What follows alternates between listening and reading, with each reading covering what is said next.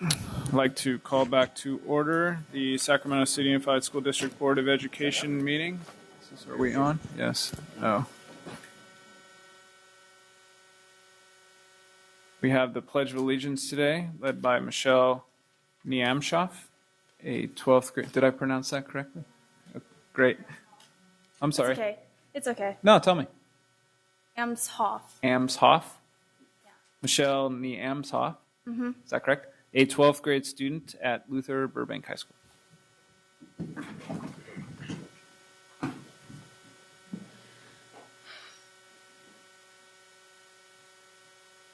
I pledge allegiance to the flag of the United States of America and to the republic for which it stands, one nation, under God, indivisible, with liberty and justice for all.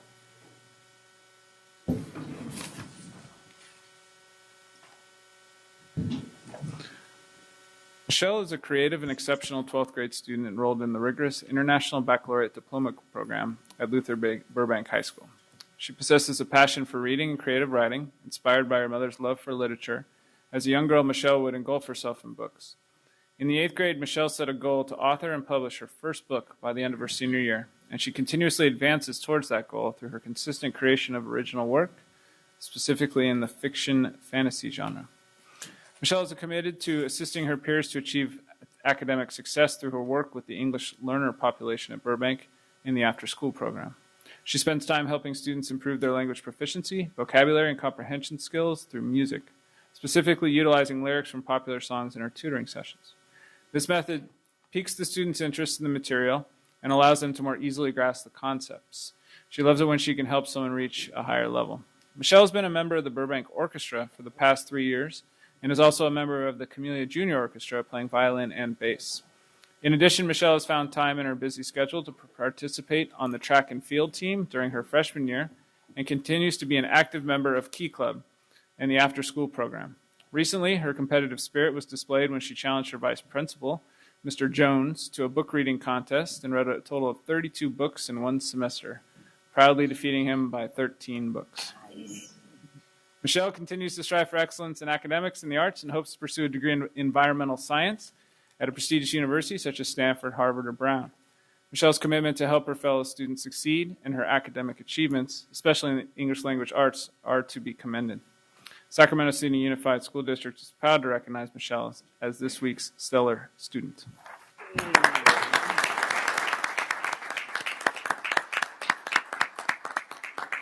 We have Member Rodriguez behind you with a certificate, and I believe we will take a picture, hopefully.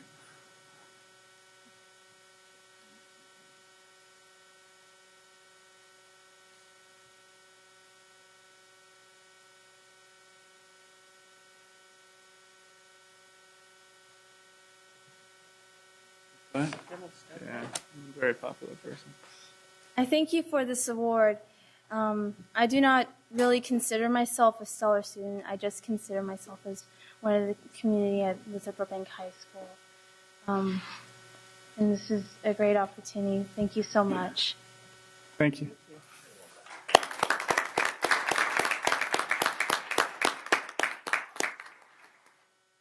This meeting of the Sacramento City School Board is being videotaped in its entirety and will be cablecast without interruption on Metro Cable 14, the Government Affairs Channel, and the Comcast and Sure West cable systems. Today's meeting will air Sunday, December 22nd at 9 a.m. and Monday, December 23rd at noon on Channel 14 and webcast at www.sacmetrocable.tv. Members of the audience wishing to address the board should fill out a speaker identification form located in the back of the community room and give it to our Chief Communications Officer, Mr. Gabe Ross, to my right, prior to the conclusion of the item's presentation. Please speak into the microphone when addressing the board and state your name for the record.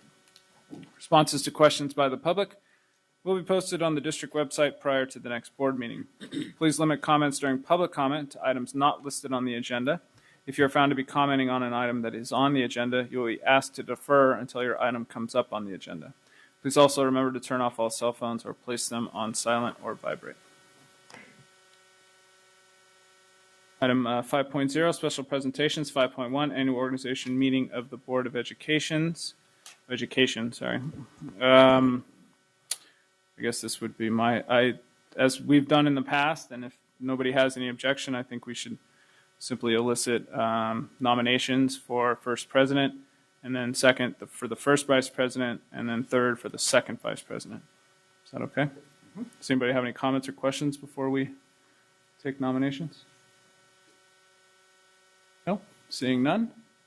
Okay. I can make a nomination. I would nominate Patrick Kennedy for president. Second.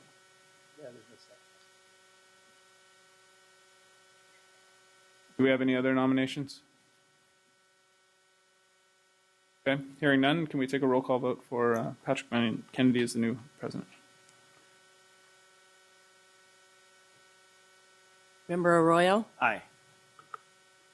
President Cunyo, Aye. Member Hanson, Aye. Vice President Kennedy, Aye. Member Pritchett, Aye. Member Rodriguez, and Second Vice President Wu. Aye. Student Member Kovaska. Go get it. Aye. I gotta learn it now too.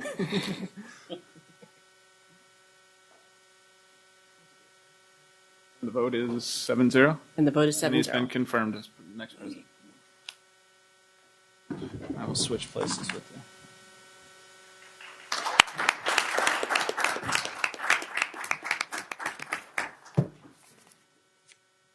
Thank you. Before going forward, I just wanted to say thank you to President Cuneo for, you were president during what could be said is a very difficult year and showed a lot of steady even-handedness. And, I really appreciated working with you and appreciate everything you did this past year. So thank you very much.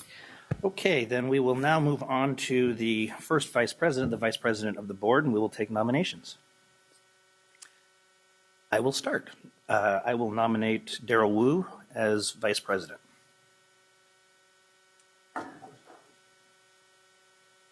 First vice president.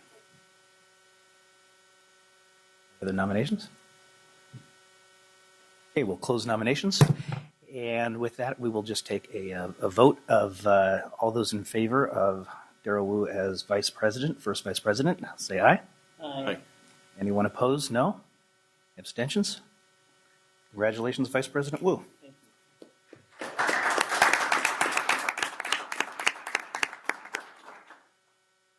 Now we will move on to second vice president. Are there nominations? I'd like to make a nomination. Christina Pritchett.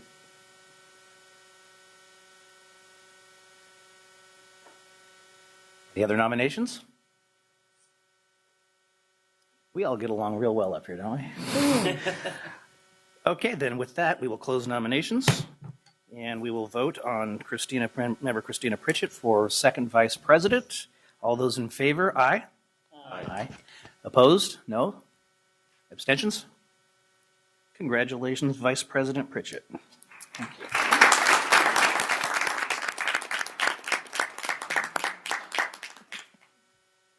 We're going to move on now to announcement of action taken under closed session.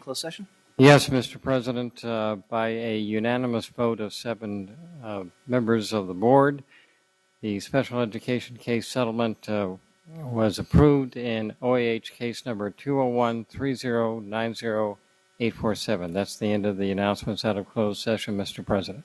Thank you very much, Mr. Behrens. Agenda adoption. Is there a motion or is there a movement to change the agenda in any way?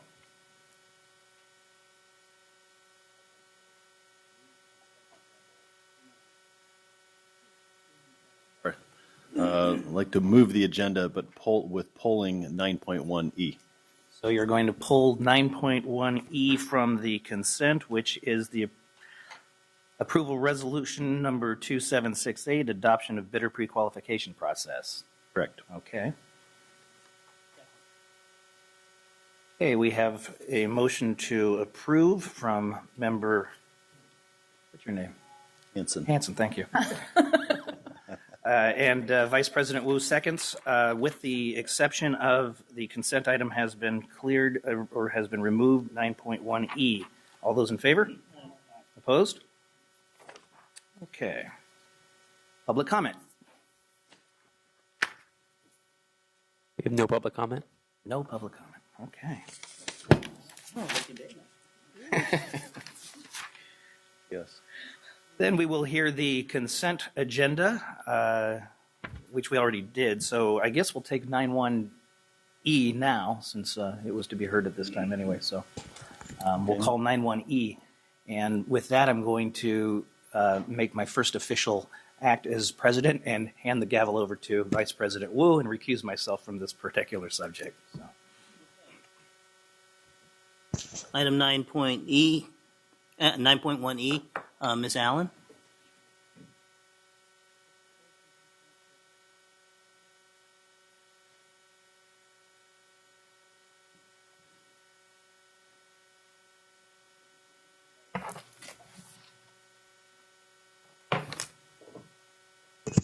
We do have one. That's after her presentation.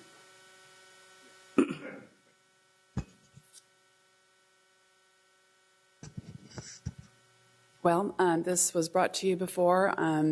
We had a request to add 3 questions to the pre-qualification process, which we've done. So we've added 3 new questions and changed the scoring sheet to reflect the addition of the 3 questions. So those are that's the only 3 changes before you.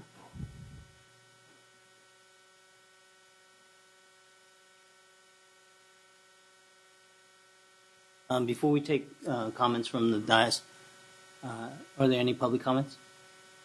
We have one public comment on 9.1E from Cesar Diaz.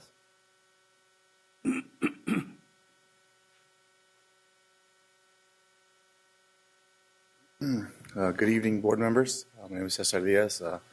Come to you as a parent of 2 children at the Sacramento Unified School District, also a member of the Bond Oversight Committee, a member of the State Allocation Board, and also a legislative director of the organization who sponsored the pre-qualification legislation that you have in front of you. It's very important. I commend you and your staff for taking on this issue and adding those important questions and looking at weighting the requirements a little bit higher from 105 to 115. I think it's very important that the district has access to qualified, skilled contractors that have a history of building public works projects, particularly in schools, in order for you to get a better quality project. Since the downturn in the economy, a lot of contractors have been looking to basically where the projects are. And the housing industry has been devastated. A lot of these contractors have then moved to public works. Many of them have no experience or fortitude to actually accomplish the complex projects that you have available. They're not aware of the public contract code requirements or the specific bidding standards that are set in place. With this questionnaire, you're able to figure out exactly and ask questions from contractors and know exactly what their experiences are, their safety ratings, their workers' comp. Have they walked out on a job? Have they went bankrupt before? Are they involved in civil lawsuits in other districts? Many cases has been that school districts have provided bids or accepted bids from contractors that have litigation pending in other districts, and those districts are not aware of that. And with this document, you're able to know that information and actually will improve your construction delivery method. So, really thank you for putting this together. Thank you. Thank you. No others? Any comments or questions from my colleagues? Mr. Hanson? Pardon me. Commend staff. An excellent job on this document. I know it's a complicated new requirement that we're going to move forward on. I wanted to make one recommendation to make one small change, and that's to increase the minimum number of points to be a pre-qualified bidder, to move it from 105 to 115. 105 is just a 69% threshold, and I know we wouldn't be very satisfied with our students only scoring 69% on their tests. 115 is 76%, and I think that's a little more reasonable, and it still gives a lot of opportunity for contractors to be able to pre-qualify. Member Rodriguez. Thank you. I support Member Hansen's amendment. At the same time, Ms. Allen, you announced earlier at your opening that you added 3 more questions to this questionnaire. Are they included in the packet in which we're looking at right now? Yes. Okay. I would say that in order for me, why I'm supporting the increase in the number of points is that, I think we know that construction is a matter of health and safety, and we do need to ensure the quality of our construction, and so that's why I'm supporting that we have an increase rather than keeping it at the threshold of where it's at. So, thank you. Member Cuneo. Thank you. Vice President, I was wondering what the staff thought about the increase of points and what kind of effect it might have. My biggest concern will be with the mechanical, electrical, and plumbing subcontractors that also have to fill this form out on if they want to work on projects that are over $1 million. So even if it's a $1.1 million project, all GCs will have to pre-qualify. In addition, all mechanical, electrical, and plumbing contractors or subs will also have to qualify, even if their share is maybe only $20,000. So what I would recommend is we try this. We go through our first round and we see what we end up with. And if the pool is large enough to get competitive bids, then I think we're good moving forward. And if it's not, we can bring it back to the board for review another time. So I get the concern. I agree with Member Hansen in a lot of ways of raising the standards, but there's nothing that would preclude us from coming back and having another discussion about the point system that we're requiring, right? Correct. I mean, again, this is a state requirement, so it's going to be new for all districts. Well, not all. I mean, there are some districts that do pre-qualifications right now, but this particular process will be new for all districts. So we're all going to be learning at the same time, and I think there might be some challenges getting enough mechanical, electrical, and plumbing contractors to A, want to fill the paperwork out, and B, meet the minimum threshold so that we do have some competitive bids. But like I said, let's give it a shot and we'll see what happens. And bring that back to us. Yeah. Okay. Thank you. Member Rodriguez. Thank you. Perhaps this may help the small in the small business aspect of what your concerns are.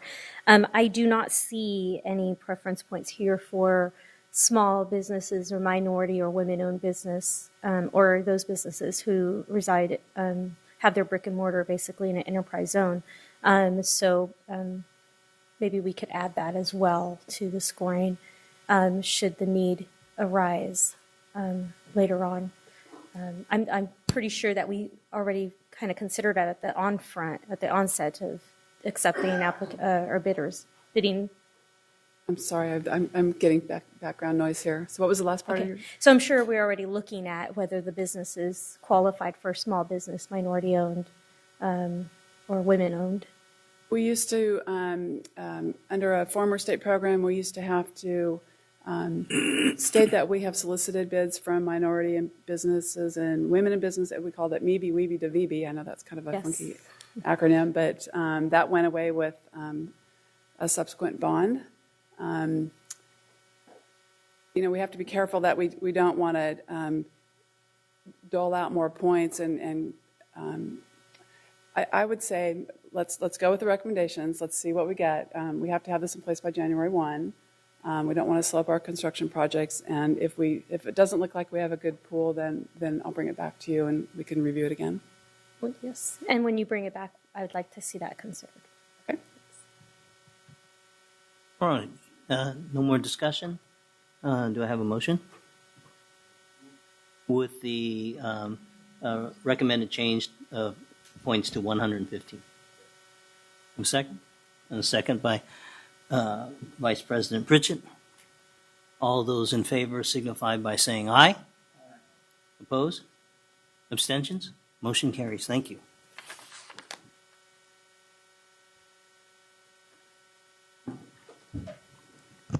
Thank you, Vice President Wu. 10.0 Board Workshop Strategic Plan and Other Initiatives. 10.1 Charter School Petition Joseph Bonheim Community Charter School.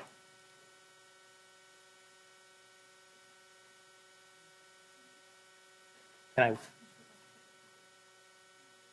There wasn't any.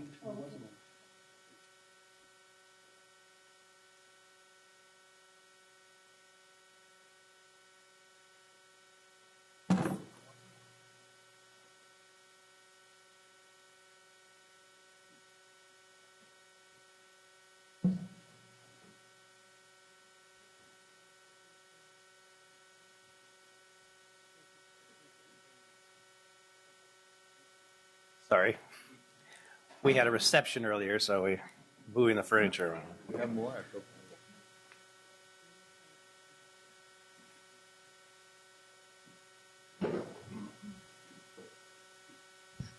Good evening,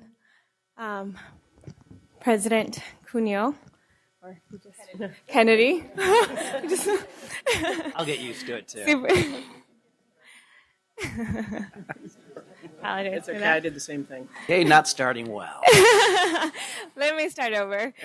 Good evening, President Kennedy, Superintendent Noguchi, and esteemed board members. My name is Jennifer Lopez, and I'm here today to present to you all. Actually, right before the board meeting, we had discussions with the lead petitioners, hoping that perhaps the board would consider their withdrawal of the petition in hopes of perhaps being provided a waiver from the administrative regulations that state that once a charter withdraws their charter petition, they have to wait a year until they can resubmit. So they're asking the board whether the board will agree on a waiver to provide them the opportunity to resubmit prior to that year.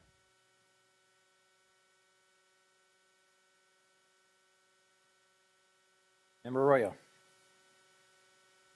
Thank you, President Kennedy. And it was discussed that, with this particular request, it needs to be mutually agreeable between the petitioners and the board, that indeed the petition be withdrawn. And I would like to make a motion that the petition be withdrawn, but also allow them to resubmit the petition July 1st instead of having to wait till December of next year, which would allow the petitioners to actually go back to the drawing board and address some of the questions that were raised by staff as far as the petition itself. So with that, I would like to ask the board to grant that consideration. Correct me if I'm wrong, Mr. Behrens. We don't need to take action to allow for withdrawal. They can unilaterally withdraw. Yes. So.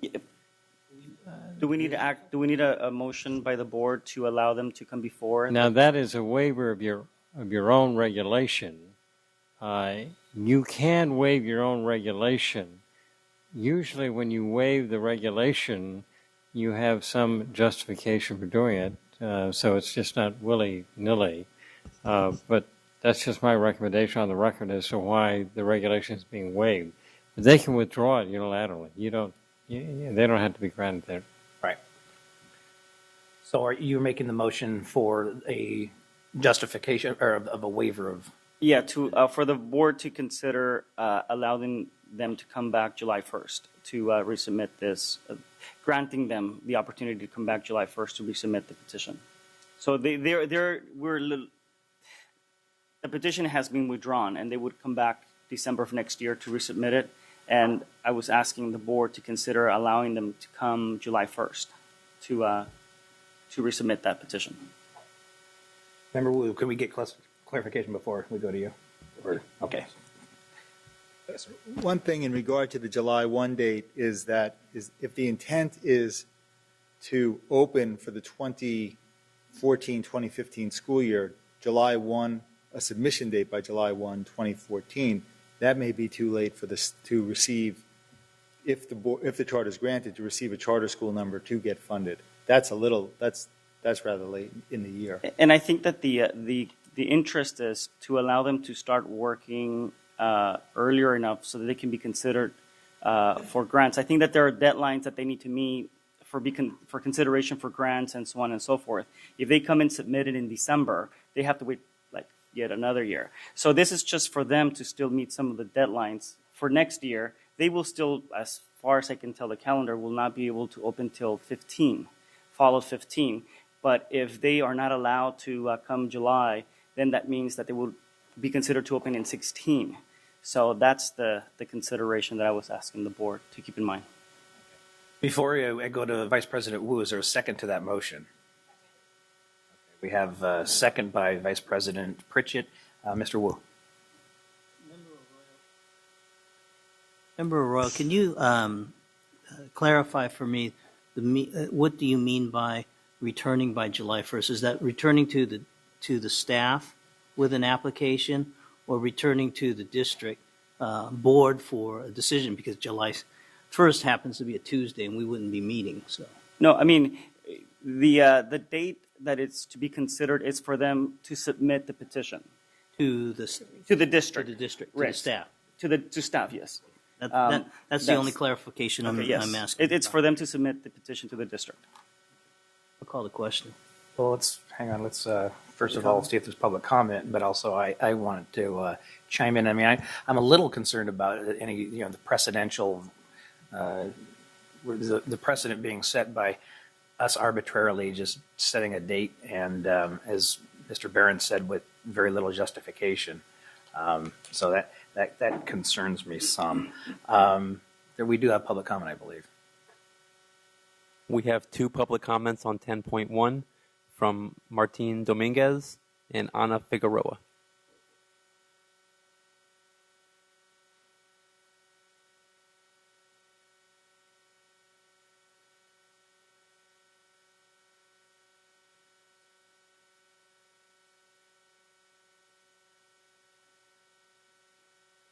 Hi, thank you very much to the Board of Education. I'm just here to support the charter school, and for me and my family, it's very important to get it open. It's really hard for me just to be working for myself, because right now I'm the only one that's working. My wife had an accident, and she lost part of her vision, and it's really hard for her to be working right now. So it's really hard for me just to let her take my kid to the school, because I live on 14th Avenue, and it's really hard to cross the street.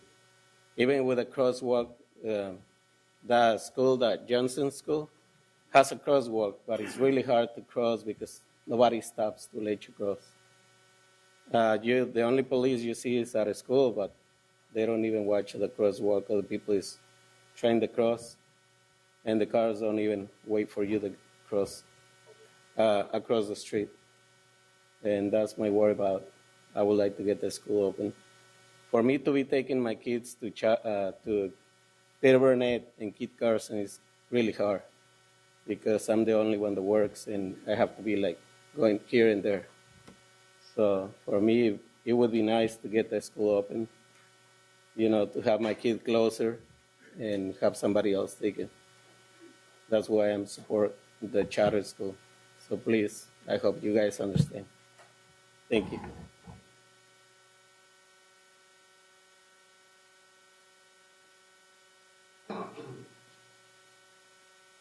Buenas noches. Mi nombre es Ana Figueroa.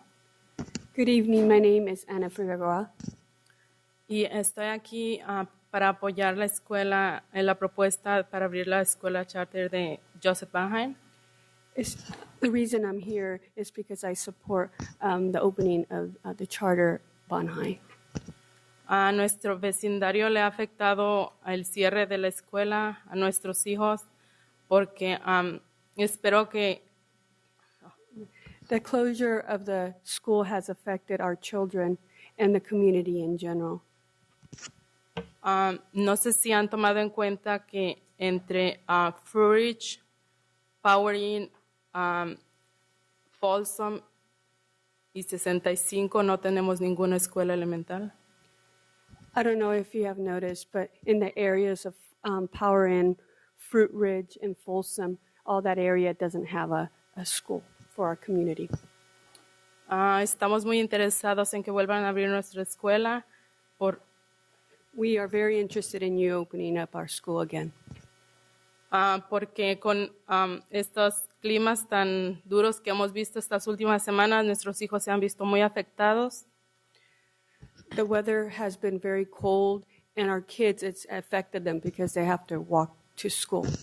Y tienen que esperar el bus en un parque o en la esquina en la calle, y es muy duro para ellos. They have to wait for the bus in the corner or in the area, and it's very cold. ¿Cuánto tiempo? A veces 5 o 10 minutos. It could be a period of 5 or 10 minutes. Es todo, muchas gracias y espero que nos apoyen con esto. Thank you for listening to me, and I hopefully you'll support the reopening of the charter for Bonheim. Thank you. Member Rodriguez. I'm sorry, President Kennedy, I apologize. We have one more comment on this item from Arthur Aleman.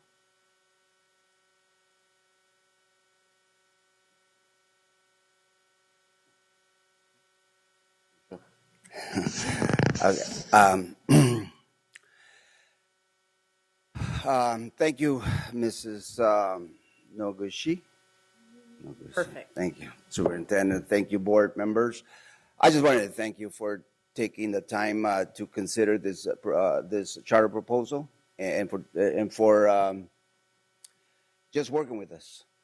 And we're not up here just being rebels. We mean well, and we want our children to succeed, and we want the best for this, not just because of us, but because of the community and our children.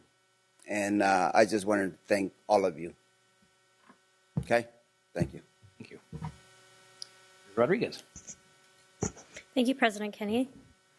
I just wanted to comment on something in that I believe this district is a district of opportunity and a district that would like to pride itself on providing chances. And so I think that we have to keep this in perspective. This school environment was affected through actions of this board. And, my heart deeply goes out to the parents and the family, the community at Bonheim. They've been working and trying to work collaboratively with this district. And they mean well. They're not looking at doing an independent charter. Rather, they want to go dependent.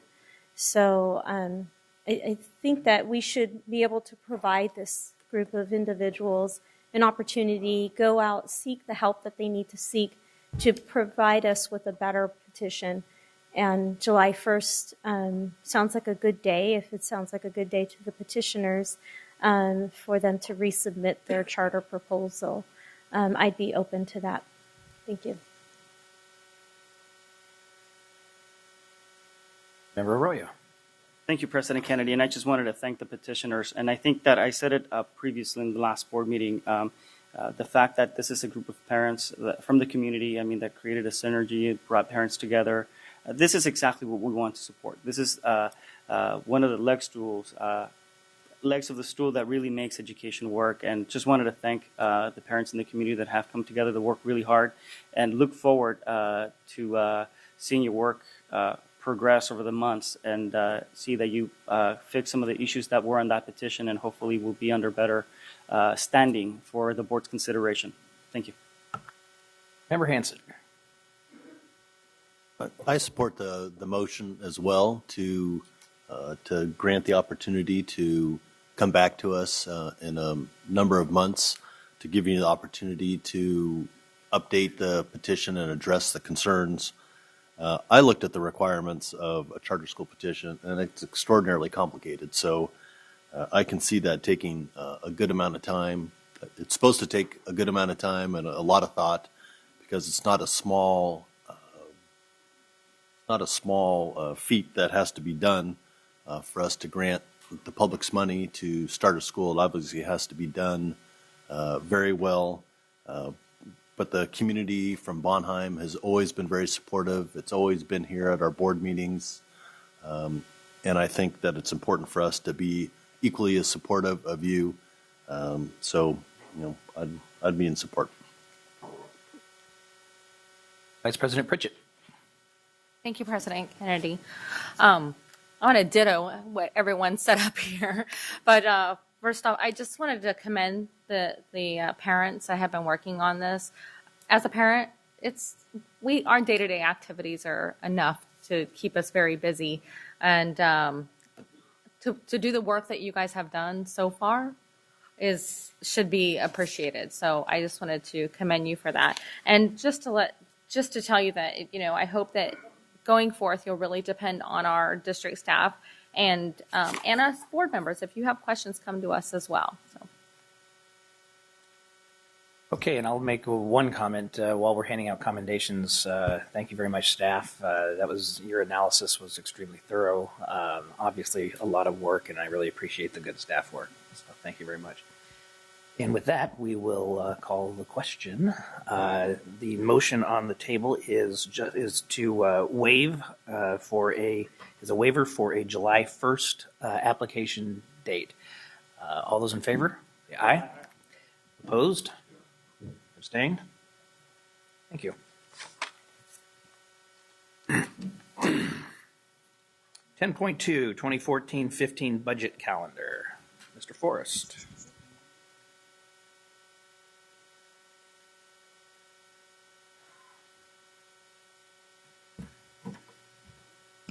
I see why she made the mistake.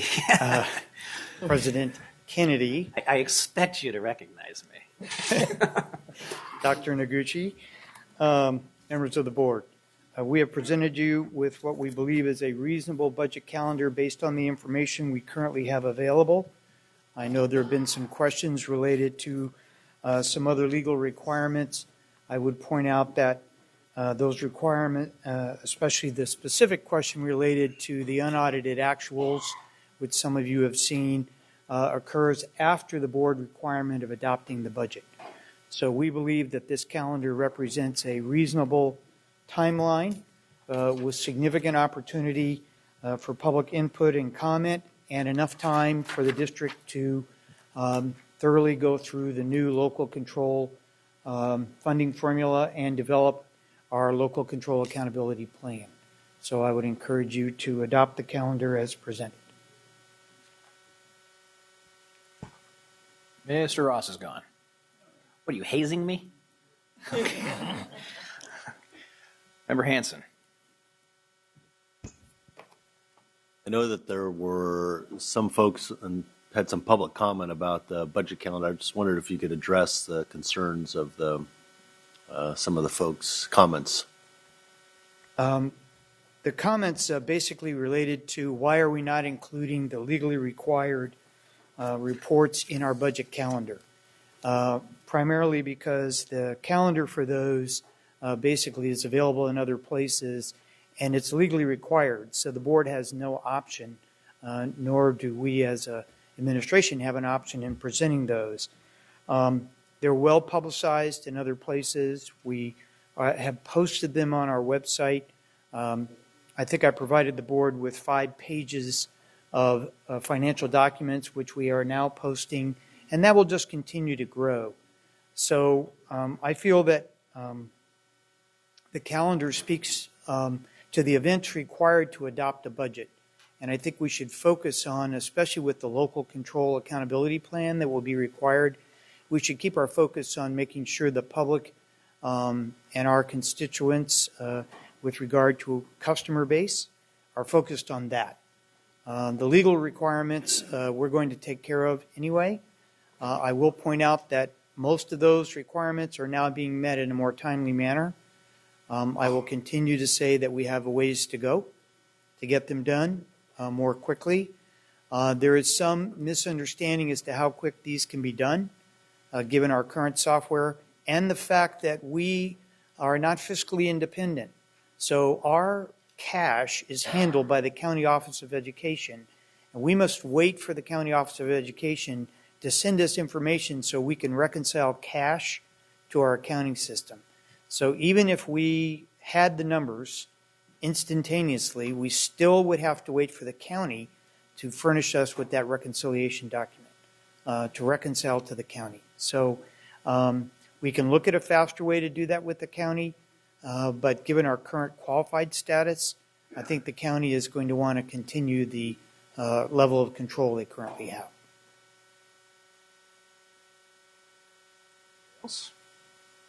Okay, is there a motion from, okay, Member Rodriguez.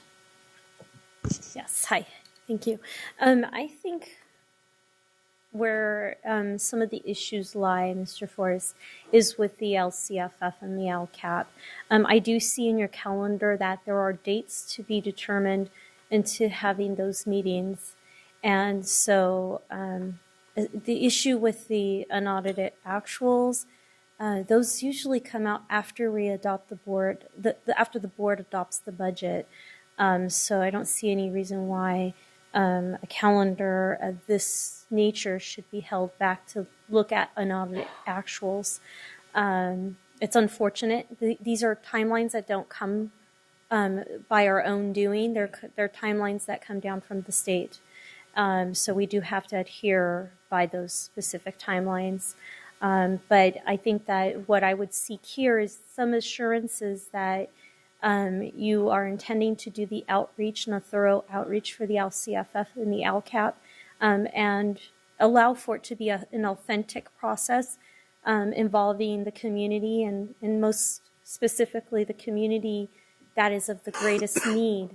Those who fall in those categories that are foster youth, live in poverty, or that have English as a second language. Just an update on that, Dr. Noguchi has directed staff to put together a project plan.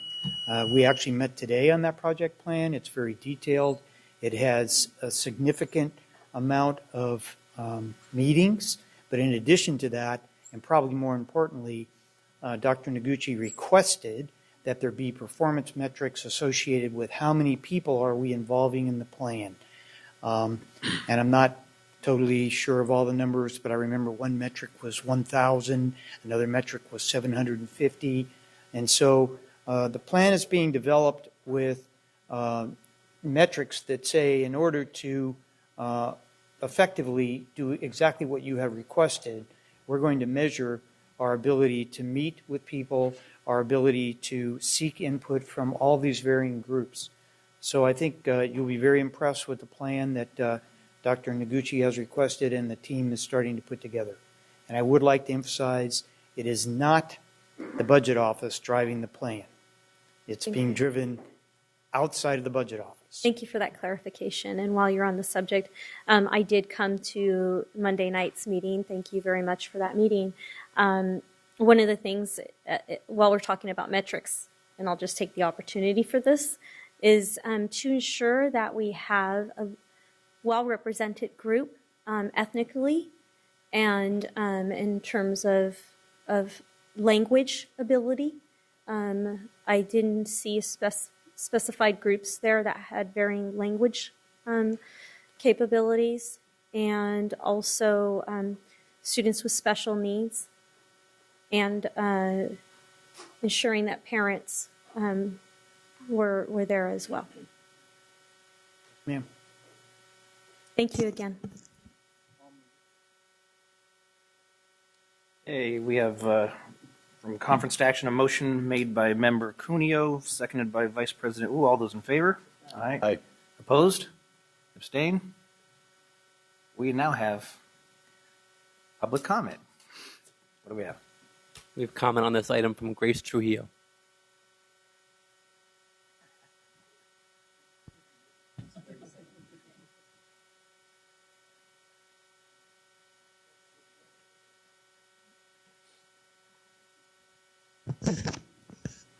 That's how we don't be accountable.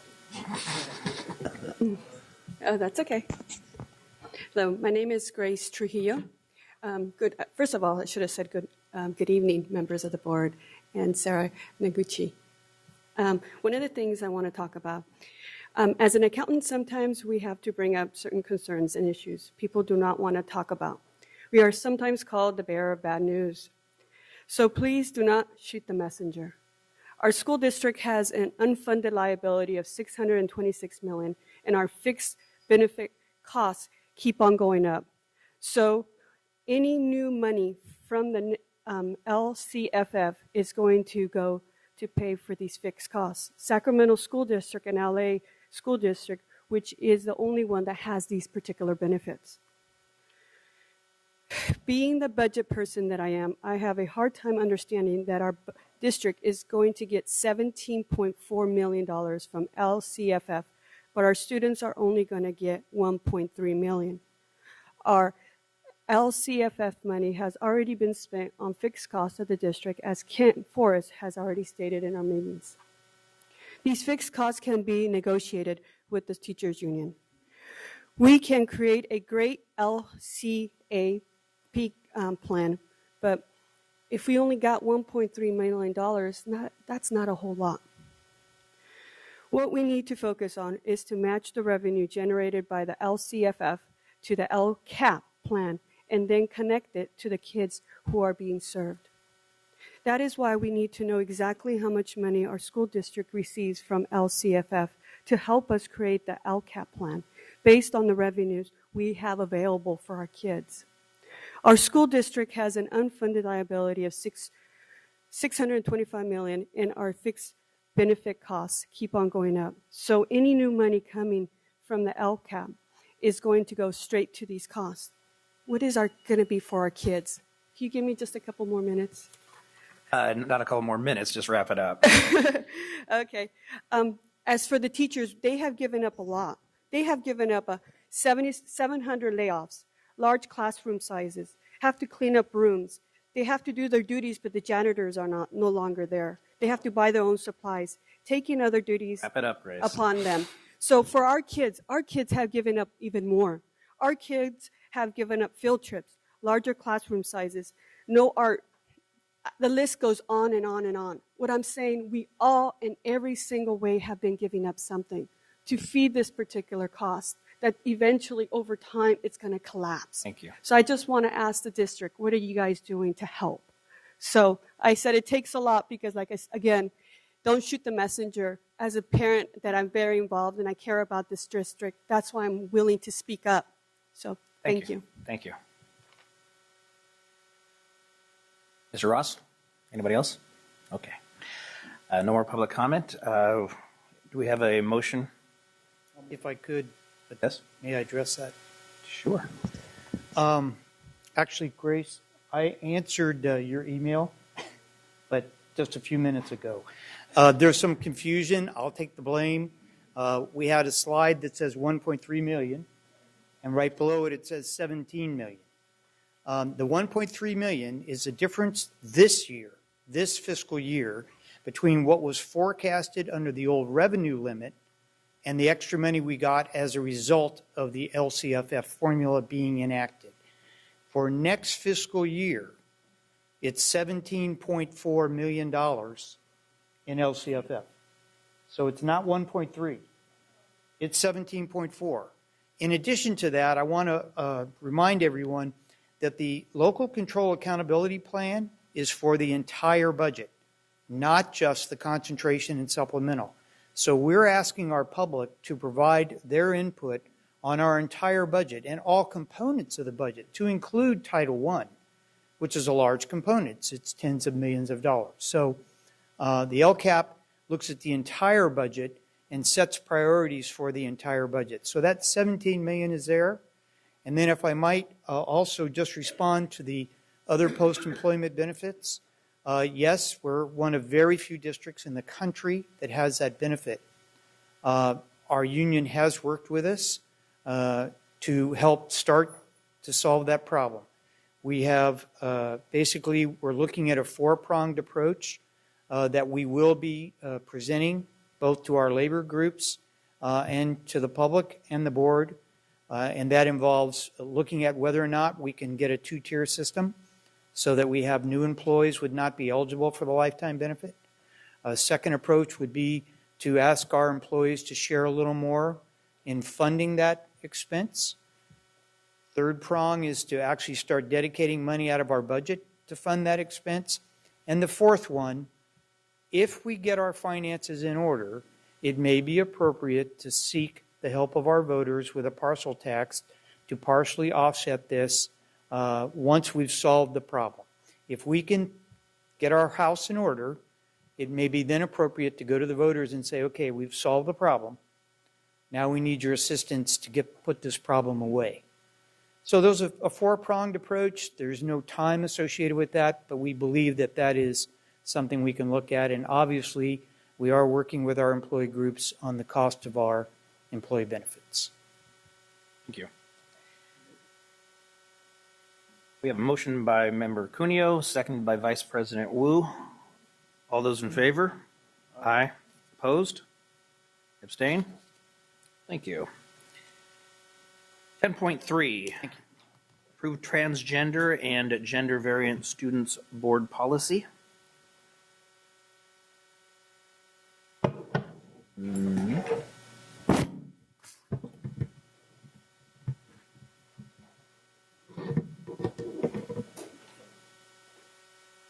Ms. Chronic.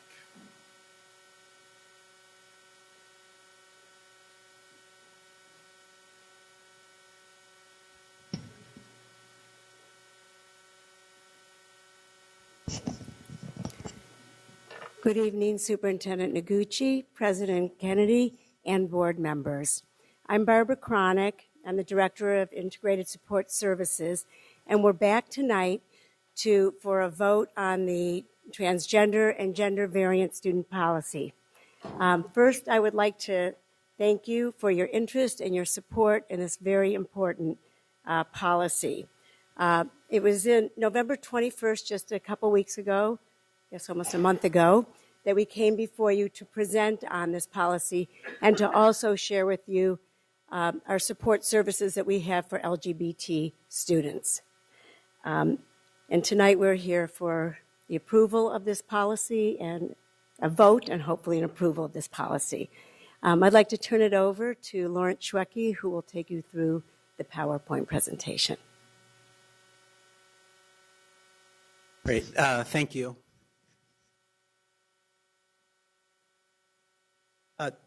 Tonight our presentation is fairly brief. We're going to discuss the purpose of the transgender policy and get into the details of what's in the policy, discuss how the policy aligns with existing school district and state policies, talk about the stakeholder feedback process that we went through, next steps, conclusion, and questions. The unique needs of transgender students and gender variant students became apparent while we were providing services to this population through our LGBT support services program. Although SCUSD has a strong track record of supporting transgender students through accommodations such as gender-neutral bathrooms, it became more clear as we worked with these students that that there needed to be more consistency in the kinds of practices that we used, and a little more sensitivity to the needs of transgender students. So about 2 years ago, we discussed this with our LGBT task force, and a subcommittee of the LGBT task force began working on the board policy that is here tonight. The policy fully affirms the gender identity of students rather than their biological sex at birth. It affirms the rights of transgender students to privacy around issues of sexual orientation, gender identity, and gender variant presentation at school. The policy affirms students' rights to be addressed by the names and pronouns that correspond to their gender identity. The policy would allow transgender students the right to use bathrooms and locker rooms that correspond with their gender identity. But it does not create co-ed bathrooms and locker rooms, as some critics have charged. The policy would allow transgender students to participate in gender-segregated activities such as physical education and sports based on their gender identity. The policy affirms the right of transgender students to dress in accordance with their gender identity, and requires schools to offer all students the option to dress for yearbook photos in accordance with their gender identity, or to adopt a standard gender-neutral uniform, such as a cap or gown. Although we would make every effort to protect the safety of transgender students, We know that there are times that transgender students may have concerns about their safety. And so the policy also requires that schools consider granting transgender students a transfer to another school when requested by the parent or guardian. That I want to emphasize that is that does not mean that the school district shouldn't do everything in its power to ensure the safety of transgender students, as well as all students. The policy is consistent with AB 1266, which was signed into law by Governor Brown and takes effect January 1st. It's consistent with the rules and bylaws of the California Interscholastic Federation. And it's consistent with existing state law and existing SUSD policies prohibiting discrimination in schools on the basis of gender identity. One thing I want to emphasize is the policy is not just about bathrooms and locker rooms, although that's where most of the attention goes. What it is it's really about creating a culture of respect and inclusion for all students. It's consistent with all the work we do around social and emotional learning in our district, all the work we've been doing around bullying prevention. And it's about transforming our district to focus on teaching students to be accepting of diversity in all its forms. Over the 2 years that we worked on the policy, we had a great deal of input, and we want to thank, first of all, I want to give a big thank you to the LGBT Task Force and those members in particular that worked on this, but also want to very much thank other stakeholders in the district, such as the Student Advisory Committee, who actually gave us really good feedback on the policy, and actually we made some revisions based on their feedback. The ELAC, the DAC, the PTA, as well as legal, who helped us align it with AB 1266. It also went through cabinet review, and we got feedback from many principals as well. And finally, our presentation to the board a few weeks ago. Next steps is hopefully approval tonight. And then in January, we would begin providing training and support to site administrators. I want to conclude with a quote that really exemplifies what I believe this policy is really all about. And it's from Robert Fulghum, who writes, "We could learn a lot from crayons. Some are sharp, some are pretty, some are dull, while others bright. Some have weird names, but they all have learned to live together in the same box." Thank you.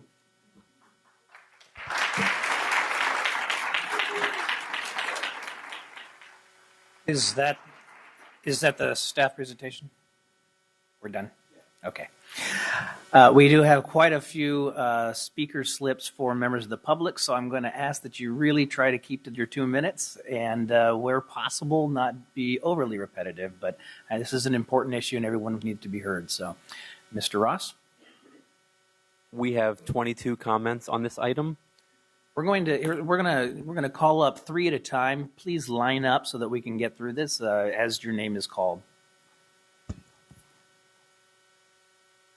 Our first 3 speakers are Delphine Brody, Michael Faber, and Ralph Merletti.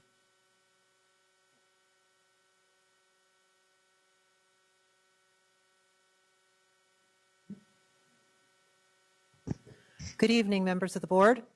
Delphine Brody, Sacramento County resident and mental health client survivor advocate. I'm a member of the California Department of Public Health's Office of Health Equity Advisory Committee and peer support advocate. Wow, it got dark in here. Yeah. I'm here to speak strongly in support of the trans and gender variant student policy.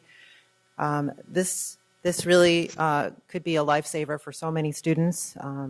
It's an honor to be present at the time that our civil rights are upheld and honored in this way. I am a trans woman myself and also queer woman.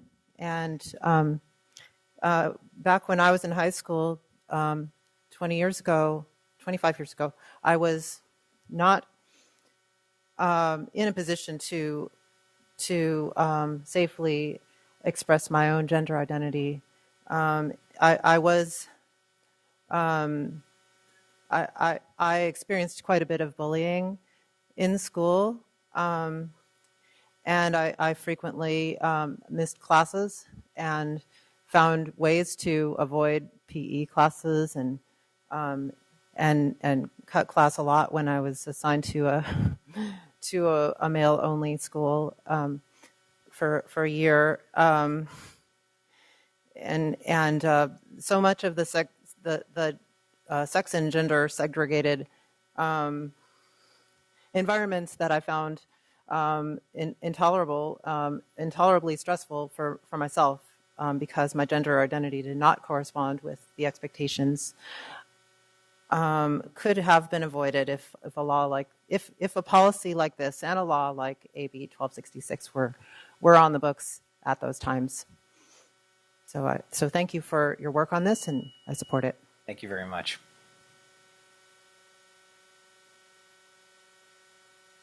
Hello, my name is Michael Faber. I'm an affiliate attorney with Pacific Justice Institute, and I believe all of you have received a letter from one of our attorneys. Basically, what we're asking is that this board table this policy until after the referendum has been decided. Essentially, I reviewed the policy. A lot of it's based on love and respect, which everybody can support, and be nice to people and being respectful. But some of it is quite controversial. And if you don't believe me, look at all the news cameras here. And what the controversy is about is the bathrooms and the locker rooms, because we have a balance of interests here between love and respect for a group of people and the privacy rights of a huge number of other people. And there's not a clear answer as to what's best for the transgender students or for the student body at large. Because of this controversy, there's been a groundswell of voters that have signed a petition to put a referendum on the ballot for AB 1266, which on its face does seem to require that you open bathrooms and locker rooms to transgender students. However, because 619,000 signatures, 30,000 right here in Sacramento, were submitted, this law is effectively stayed. It does not go into effect on January the 1st. It goes into effect the day after the referendum is decided, which, according to a new law passed by the legislature, will be in November. So we would encourage you to, at least table the bathroom and the locker room aspects of this policy until after the voters have decided, because otherwise it would be putting the cart before the horse. You would be creating a situation that the voters themselves have not yet discussed or decided upon. And by all means, look at the rest of it. It looks like a good policy. Thank you. Mr. Ross, as the next speaker is coming up. Our next three speakers following this speaker are Paul Curtis, Joanna Michaels, and Mandy Taylor. Good evening, school board members. I'm Ralph Merletti, Fruit Ridge area, South Sacramento. I see only, as to this proposed policy, I see only one short-term and or partial solution to this. The one person at a time, unisex, gender-neutral restrooms that many of us already use at our schools and other places of employment. At school, simply and discreetly designate a marked or unmarked one for them, that is the transgender, those who claim to be transgender and variant, and that will ensure privacy and take the crowd and the grandstanding out of this. Now, as for the locker rooms and showers, that's an entirely different dilemma. Now, if they are all going to use this at the same time, who among most of those in school is going to be comfortable undressing and showering with a student of the opposite gender, anatomically present, who just happens to, quote unquote, identify with your own physical gender? Now, those of you who sit up there on the school board, how comfortable would you have been if the proposed policy was in effect when you were in high school or even at the lower grades? Even in high school now, how comfortable would you be with the situation? It seems that to please the whims and or perceptions of a few, we are saying that the majority must risk embarrassment for themselves. How does this create a culture of respect and inclusion?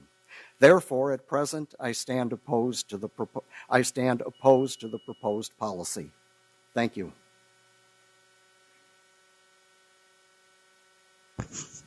Good evening, President Kennedy, board members, and Superintendent Noguchi. My name is Paul Curtis. Here in two capacities. In my professional capacity, I'm Executive Director of the California Coalition for Youth.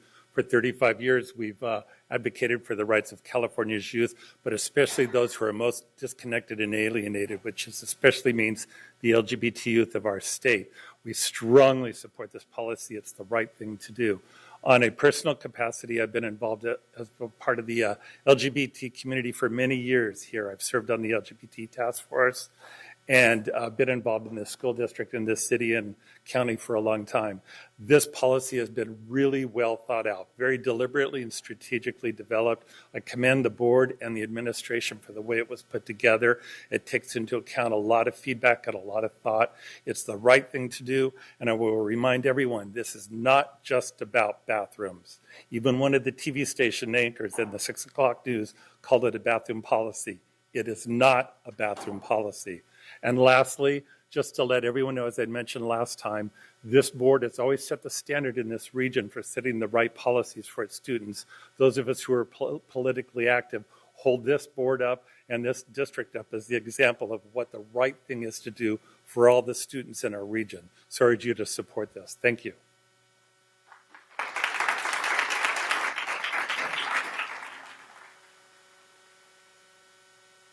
Hi, my name is Joanna Michaels, and I want to thank Chairman Kennedy and all the board members for allowing us to speak in favor of this important policy. I grew up at a time when I had no chance of expressing who I really was, and I had to stay hidden for decades. And I'm one of the lucky ones. I managed to get through, I managed to transition, and I managed not to commit suicide. And these kids need our support. They need to be able to be part of the community, and they need to be able to play sports and fully participate in high school. So I urge that you vote yes, and I want to thank you for your time.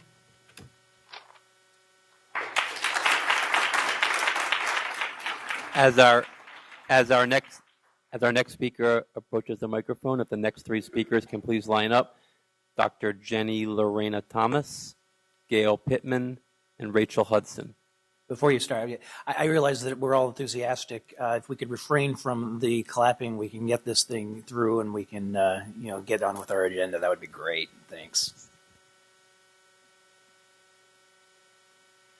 Hi, my name is Mandy Taylor, and I thank you very much for passing this policy. I'm the Director of Programs at the Sacramento LGBT Community Center. I have my master's in social work. I'm a trans ally, and most importantly, I'm the mother of a fourth grader that goes to school here in the Sac City Unified School District. And I have to tell you, she was thrilled when I told her about this policy. She has a lot of folks in her life that identify as trans, and she thinks it's really amazing that her friends now get to go into the bathroom that matches their gender identity. She did not express discomfort. In fact, when I told her, she went, yay! Right? So I think kids get it. Even when the adults are having a hard time, the kids get it. So I want to thank you for supporting all students.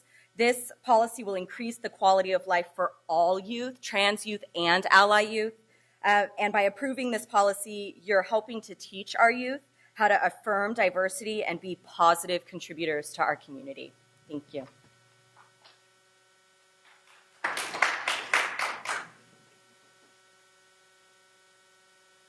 Thank you. My name is Dr. Jenny Lerner Thomas. I'm a clinical psychologist here in Sacramento. I'm specialized in neuropsychology as well as transgender issue. And it's not only the area that I work in, it's actually something that's very passionate to me.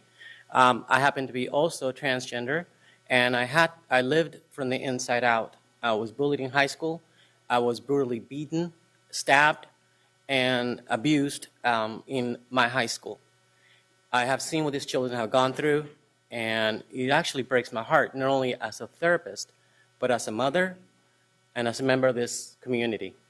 I worked at UC Davis also as a faculty member, and I was lucky enough to be able to testify when the first referendum to allow transgender-friendly bathrooms be part of the system. And unfortunately, because even within the system itself, I was let go because I stood up for what I believed in.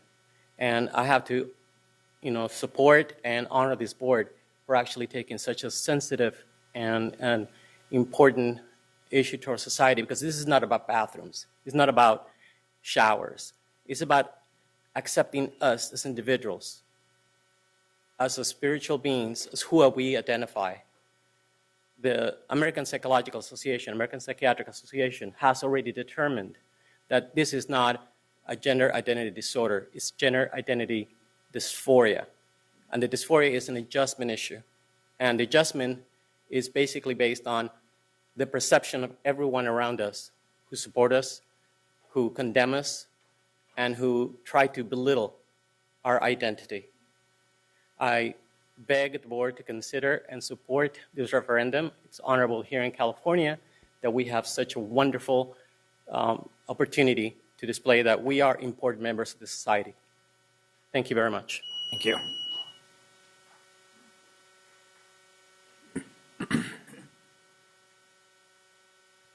Good evening, members of the board. My name is Gail Pittman. I teach psychology. I'm a professor of psychology at Sacramento City College, and I specialize in issues focusing specifically on lesbian, gay, bisexual, and transgender students. I work extensively with that population.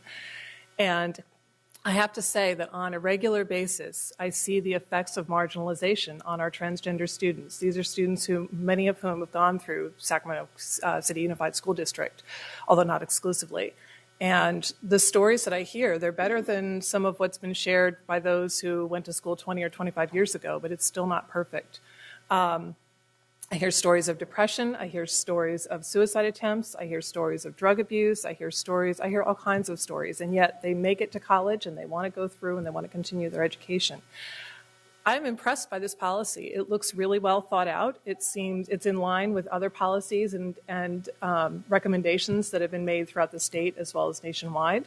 I think that a policy that is affirming not just with respect to bathrooms and locker rooms, but with all aspects of the school experience in the K through 12 years can make a tremendous difference by the time students graduate and move on to wherever they plan to go in the years to come. I also wanted to address some of the concerns that have been raised, not just here, but also in the media regarding the transgender students' rights infringing on other students' rights. And I think it's really important to keep in mind that all students' rights are being protected. It's not one group infringing on another group's rights. It's all students being safe. It's all students having a right to all different types of experiences in school, whether it's bathrooms, locker rooms, sports, other educational activities and experiences. And I think that's a really important point to bear in mind when you consider this policy. So I support it fully. Thank you. Thank you. Mr. Russ? If our next three speakers can please line up, Ben Hudson, Akanova Vera, and Nicole Scanlon. Good evening, board. Thank you for allowing me to speak here. My name is Rachel Hudson. I am the operations manager at the Gender Health Center. I've been working with the transgender community here in Sacramento for 8 or 9 years, especially with families and parents, and I know what their concerns are, and mostly it is their child's safety in school. Also, they want to know that their child can participate in the activities that they want to be able to participate in, and they want them to feel comfortable and confident enough to do well in school. This policy will help all of those. Also, as a transgender woman myself, I know the anxiety of going into bathrooms and locker rooms as a trans person, even more so than the general population. So I think that this is something that will make transgender variant students feel more accepted and do a lot better in school. Thank you.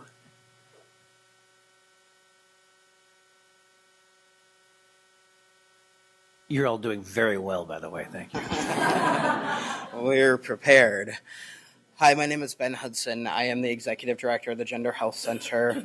I've been involved in many advocacy endeavors in this community for a long time. I want to commend you for your leadership, for taking the time to explore this policy and understanding the meaning that it has to students in our district. One thing that I want to really emphasize to you is that this is exactly what is already happening in these schools, right? So when a parent approaches a community organization like mine and asks for help, we go and we speak with a vice principal in any one of your schools, Hollywood Park, Rosemont, and we talk with them and explain what the students are going to need in order to be safe in school. And each time, that vice principal, each time is supportive. They are prepared to send out an email explaining the name and gender identity of the student and how they need to be referred, to explain to teachers that discrimination to a student based on their gender identity is prohibited under California state law and has been since 2011, a further clarification in the law. And yet they hesitate when a light bulb goes off in their head and they think, oh, gosh, I didn't think about this. What are we going to do about bathrooms and locker rooms? And I cannot tell you the amount of students who have been changing clothes for PE in the vice principal's office because they felt that there wasn't a safe space for them, that they didn't have direction from their administration, from their district as to how to proceed in this. And that's what this is. This is something that's been undergone in this district for over 2 years. You know well that this policy has been put together for that long. This isn't about a piece of legislation which will go into effect on January 1st. This is about showing leadership. And so I urge you to do that, and I want to take my last 10 seconds to ask everybody in the room who is here in support of this policy to please stand and show your support. So we may have had 22 on there, but these are the folks who are here. Thank you. Thank you very much.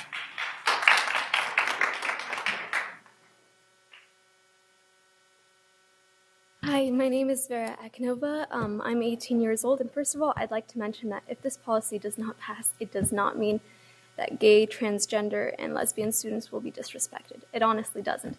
You try saying something against them in school right now, you will get suspended in a jiffy. I will just say that, and having that mentioned, I would like to, I do want to say something about the lockers. I know you're probably like, oh, again, but I never really liked changing the lockers, and I know a lot of girls my age and like younger a little bit, never enjoyed that experience either. It's basically stripping down to your undergarments in front of a whole bunch of people. Not too comfortable. I can't imagine doing that with a guy right next to me. I don't care if he's gay. He's a guy. Doesn't mean I'm gay. I can generally be attracted to him, if you know what I'm saying. And that's not very comfortable for me. Basically, you're putting me through having to watch a male undress because he feels like he is my gender. And what I would like to say is, I know that in the policy it said that it doesn't necessarily mean they have to be in the same locker room, but I think that that's what it is going to end up being anyway. Because we have seen through United States history that separate does not mean equal. So technically they're not going to get separate area or anything. They're going to have to be in the same area. We know that from the African American movement. Separate does not mean equal. So this will occur if this law passes, basically, or this policy passes. And so I just want you to consider what will happen to students like me who will basically will have to face that in their own school. Thank you. If our next three speakers can please line up. Vihil Vigil. Good evening. My name is Nicole Scanlon. Stacey Powell. Emily Bender. Thank you. Okay. My apologies.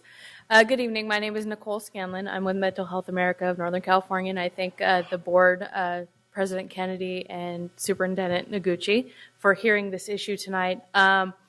I identified as a more masculine girl when I was about 9, 10 years old, but I was forced in the traditional gender roles that our society subscribes everyone. So I suppressed my actual true gender identity because not only because of our societal pressures, but also the harassment I received in the locker rooms and the bathrooms because I had short hair.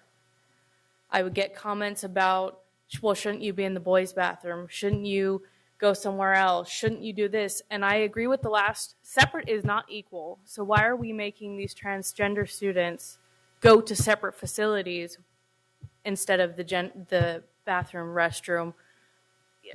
sports or whatnot, why are we making them to go to separate facilities than the ones which they identify with? I would like to urge you to vote yes tonight, and thank you for taking up this issue.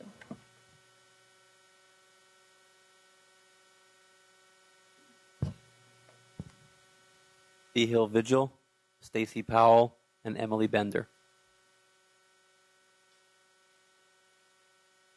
Never spoke at the school board before. My name is V. Hill Vigil. I am a member of the Sacramento community. I am a new mom with an 8-month-old. I've been a part of the LGBT community, I guess as long as I can designate myself as a member of a particular community. Just to briefly state, you've been listening to people talk about their experiences, about what they've gone through now as they are adults, and how they look back and thought, how awful their experiences were. Me sitting in the back of the room holding my child, I'm thinking, what's it going to be like for her? And it's your responsibility as leaders within our community to look forward and to help to create a community and an environment of acceptance. And your role, as I see, is to create an environment in our educational system where our children are safe and they're nurtured and they're encouraged and they are taught that you can still prosper and you can still succeed and you can still do all of these great things in life regardless of your physical attributes, whether you were born identifying with them or not. And I think this policy allows adults to accept what children and kids are already accepting and already living with. And it's that we're all equal underneath of our skin. We all have the same goals, desires, and aspirations. And we should not point out those children who have a change in identity going on. I'm sure it's hard enough for them already. Let's support them and try to make it easier and not create a more difficult environment for them to grow up in. Thank you.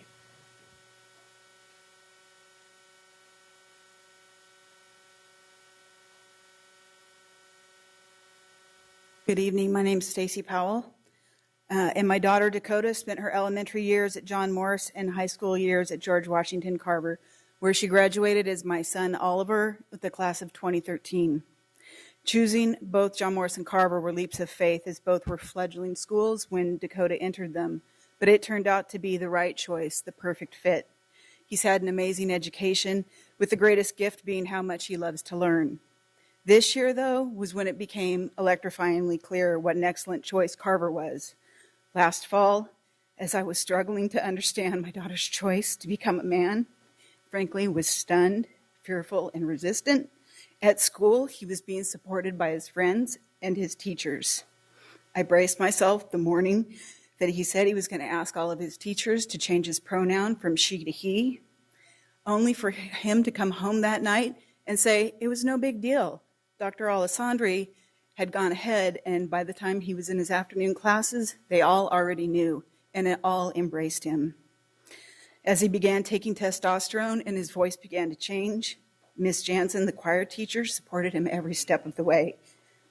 She put him in the men's section and worked with him after school to help him empower his voice, his changing voice, which is a huge challenge.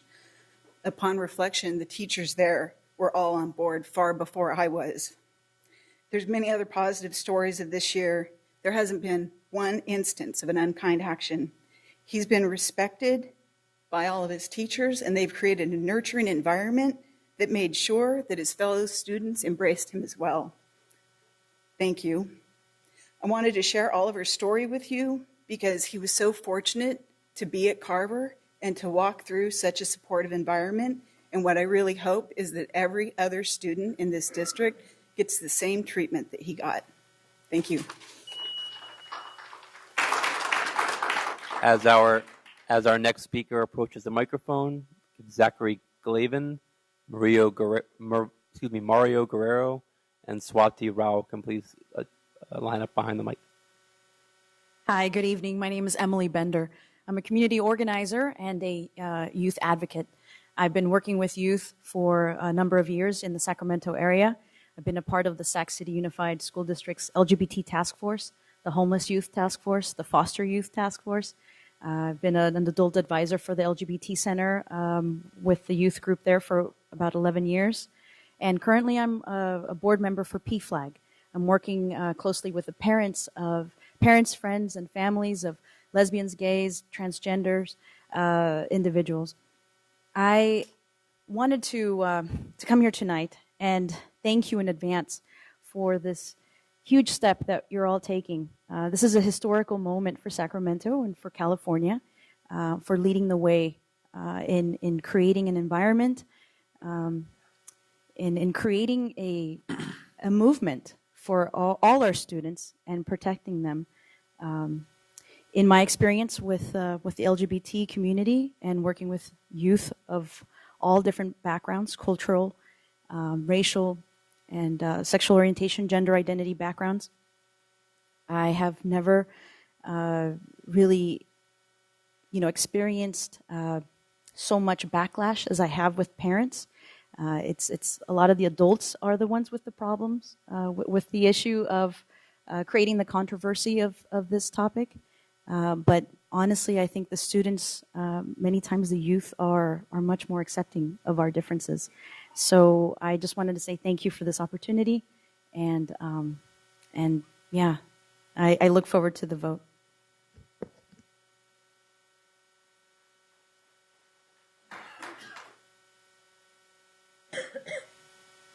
Zachary Glavin, Mario Guerrero, and Swati Rao. Good evening, Board. My name is Zachary Glavin, and I could come at this viewpoint from several perspectives, but I would like to do so as a father. I have a 14-year-old daughter who is a freshman in high school and a 5-year-old son who is in kindergarten, his first year. And what I want for my children is to be able to thrive in an environment where their safety and their identity, no matter what it be, is always in question. I want them to learn about diversity and focus on mathematics and science and English so they can further themselves in the future, because I would like to grow good adults. I want my children to be productive, healthy members of society. Anytime, we all know that school is hard. We all faced whatever discrimination it was, whether it was our hair color or our size or we didn't have the white clothes. This is just one other way that we can teach our children about dignity and respect and what is important in this world.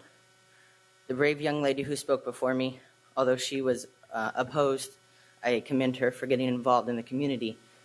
But I would have to ask her this. You cannot monopolize a gender. You cannot monopolize an identity. It is not yours solely. Your identity is yours not by birth, but by practice and by what is in your heart. And I want my children to know that they are safe and their friends are safe, and then they can go into this institution to learn and to become vital members of society. Last year when my daughter was in 8th grade at Cal Middle, her best friend came out as trans. She had asked her to the school dance, which was adorable. And she went as an ally, not as a romantic partner, because she wanted to show support and love for her friend as an individual. Because what had not changed was who her friend was, but that her friend now had strength and respect for herself to carry her head through those halls as who she truly was. Thank you.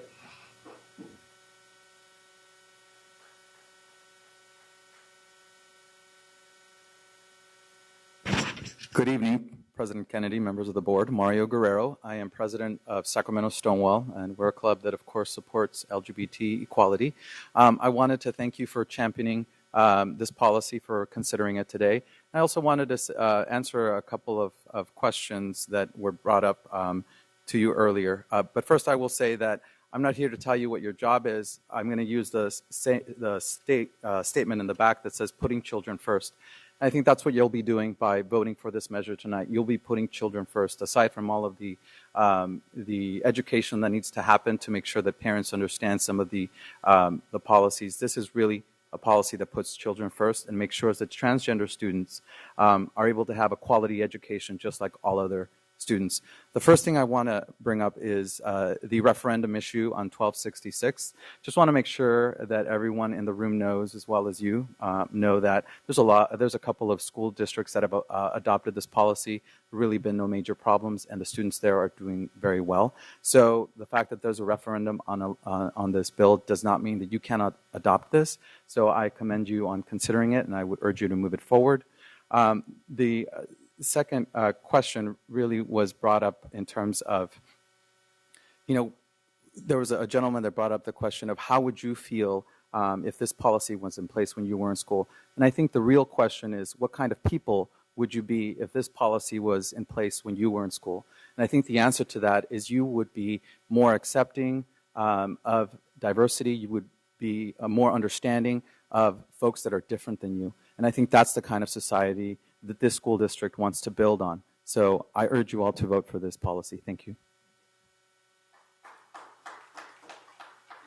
If our next three speakers can please line up: Catherine Gardner, Caitlin Lilly, and Nicola Simmersbach. Hi, my name is Swati Rao. I'm a family physician and psychiatrist at UC Davis. I'd like to offer a reminder to everyone that the American Psychiatric Association, the American Academy of Family Physicians, and numerous other medical associations recognize and support the needs of transgender youth, including supporting their need for an environment in which they do not face discrimination. As you may know already, LGBT youth are at extremely high risk for social trauma in the form of physical violence as well as emotional violence. This puts them at extremely high risk for mental illness and suicide, and in addition can affect their ability to fully participate in their education, impede their ability to attend college in the future because of battling mental illness, and really impedes their ability to fully participate in society. And so I think that this policy, if passed, can really help prevent social trauma that prevents people from being productive members of society. I think that this policy will send a message to school administration, staff, teachers, and students that an atmosphere of discrimination, non-acceptance, of social ostracization is unacceptable, and I think will have excellent consequences both in a public health a setting and for society as a whole. Thanks.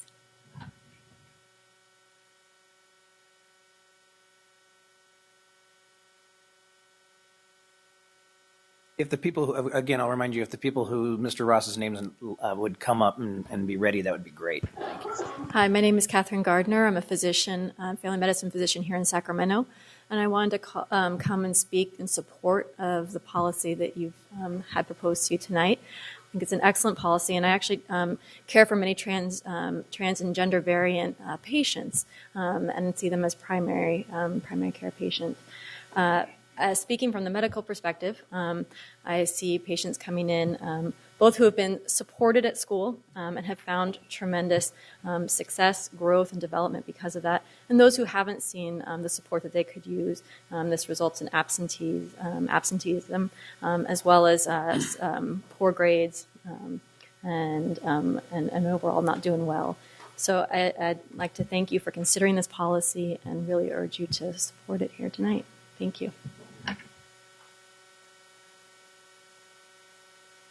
Hello, I'm a mental health provider for the Gender Health Center in Sacramento, and I just wanted, I have the amazing opportunity and the humbling and honorable experience to work with the trans community, and they inspire me on a daily basis, their strength and perseverance, and I believe that this policy would improve the quality of life for trans youth, so I hope that you consider the policy and approve it. Thank you. Can you state your name for the record, please? Mm-hmm. Caitlin Lilly. Thank you.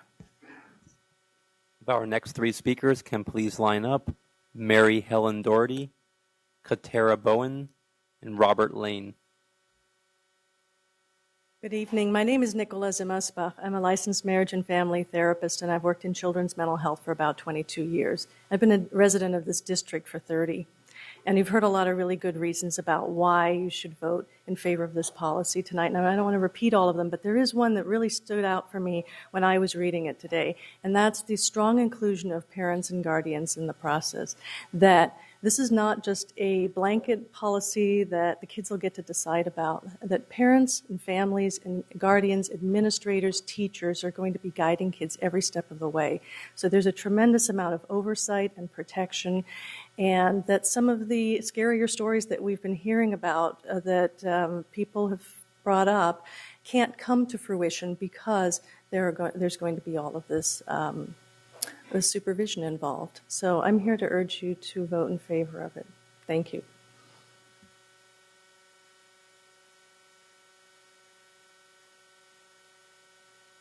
Good evening, President Kennedy and members of the board. I'm really happy to be here again to speak to you tonight. I'm Mary Helen Doherty. I've been an active member of the LGBTQ task force of your school district, and even though your predecessors, I think none of you were here 10 years ago when they established that, I'm just so proud to have been able to be a volunteer in that capacity with your district, and a number of achievements that have happened there have been extraordinary.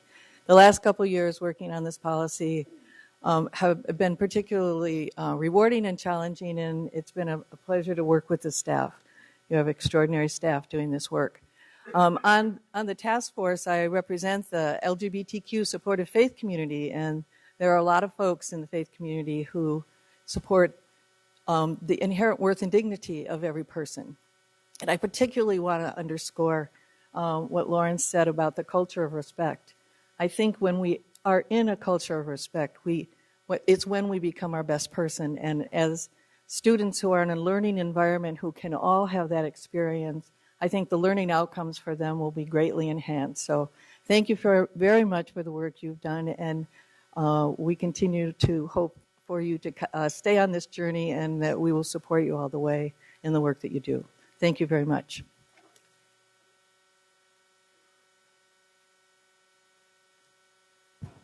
President Kennedy and members of the board, my name is Rob Lane. I'm a board member at the Sacramento LGBT Center at the corner of 19th and J in downtown Sacramento. Thank you for taking the time to hear this topic tonight. I know we all, are looking forward to your vote.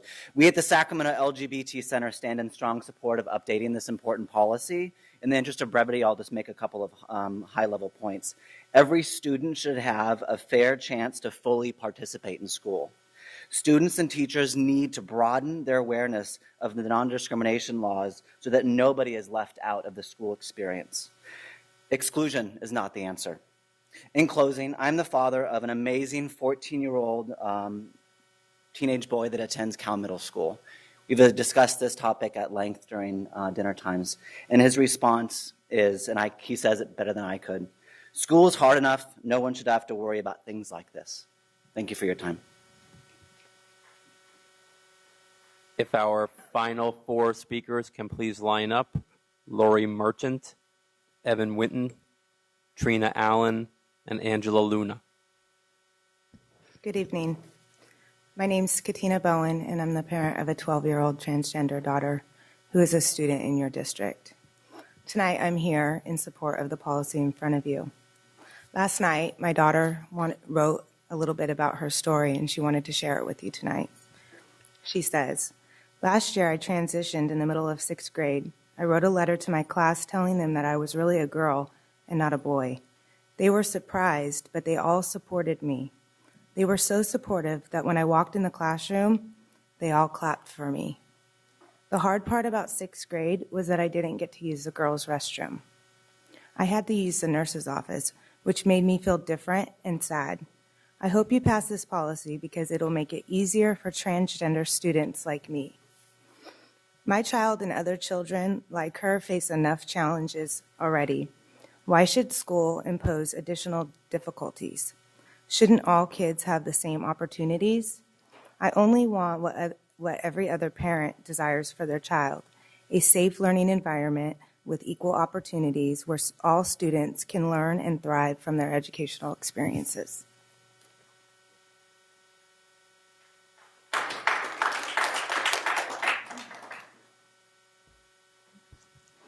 Lori Merchant, Evan Winton, Trina Allen, and Angela Luna.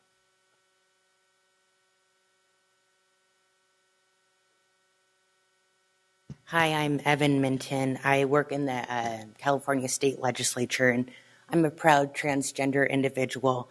I'm speaking tonight on behalf of the California State Democratic Party LGBT caucus. As a person who is in the middle of their transition, I have to let you know that when I first realized that I was transgender, I was literally staring fear in the face. And as I go through my process, with each step that I take, it affirms more and more who I am. And these kids are coming out earlier and earlier, and I feel that we should be jumping to be able to have the opportunity to support these kids being who they are. I also wanted to let you know that what you're doing tonight is great, but it's not radical. Even sports teams, national sports leagues like the California Interscholastic Federation that governs K through 12 grades, and the NCAA, which governs collegiate sports, both already have transgender inclusive policies. What we're doing tonight is not leading per se, but it's really catching up. And it's allowing our kids in Sacramento Unified School District to catch up as well. I urge your support on this vote. Thank you.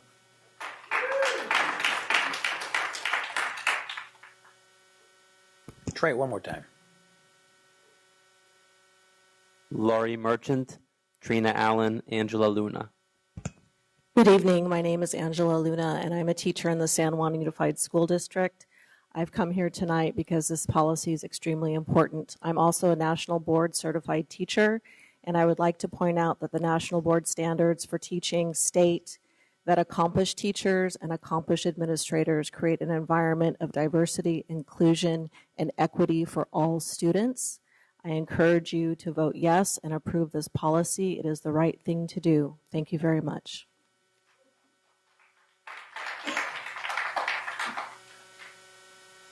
Hi, I'm Trina Allen, and I teach at ASD classroom, SDC, for Elk Grove Unified School District. And I just want to remind you that there was a time when we were talking about what rights my students would have, what facilities they would use, how they would be treated, and whether they would be marginalized or not. And obviously, no one is saying that now. Thank you, IDEA. There was a board district, a board group that was like looking at that then and made better decisions. And you have the opportunity of either being sort of at the forefront of civil rights movement or being at the shameful tail end. And I live in this school district, and I want my children to grow up in an environment where everyone is treated kindly and everyone is loved. And as a teacher, I can tell you that that's how they are treated in my classroom. And I want that from your support as well. So thank you.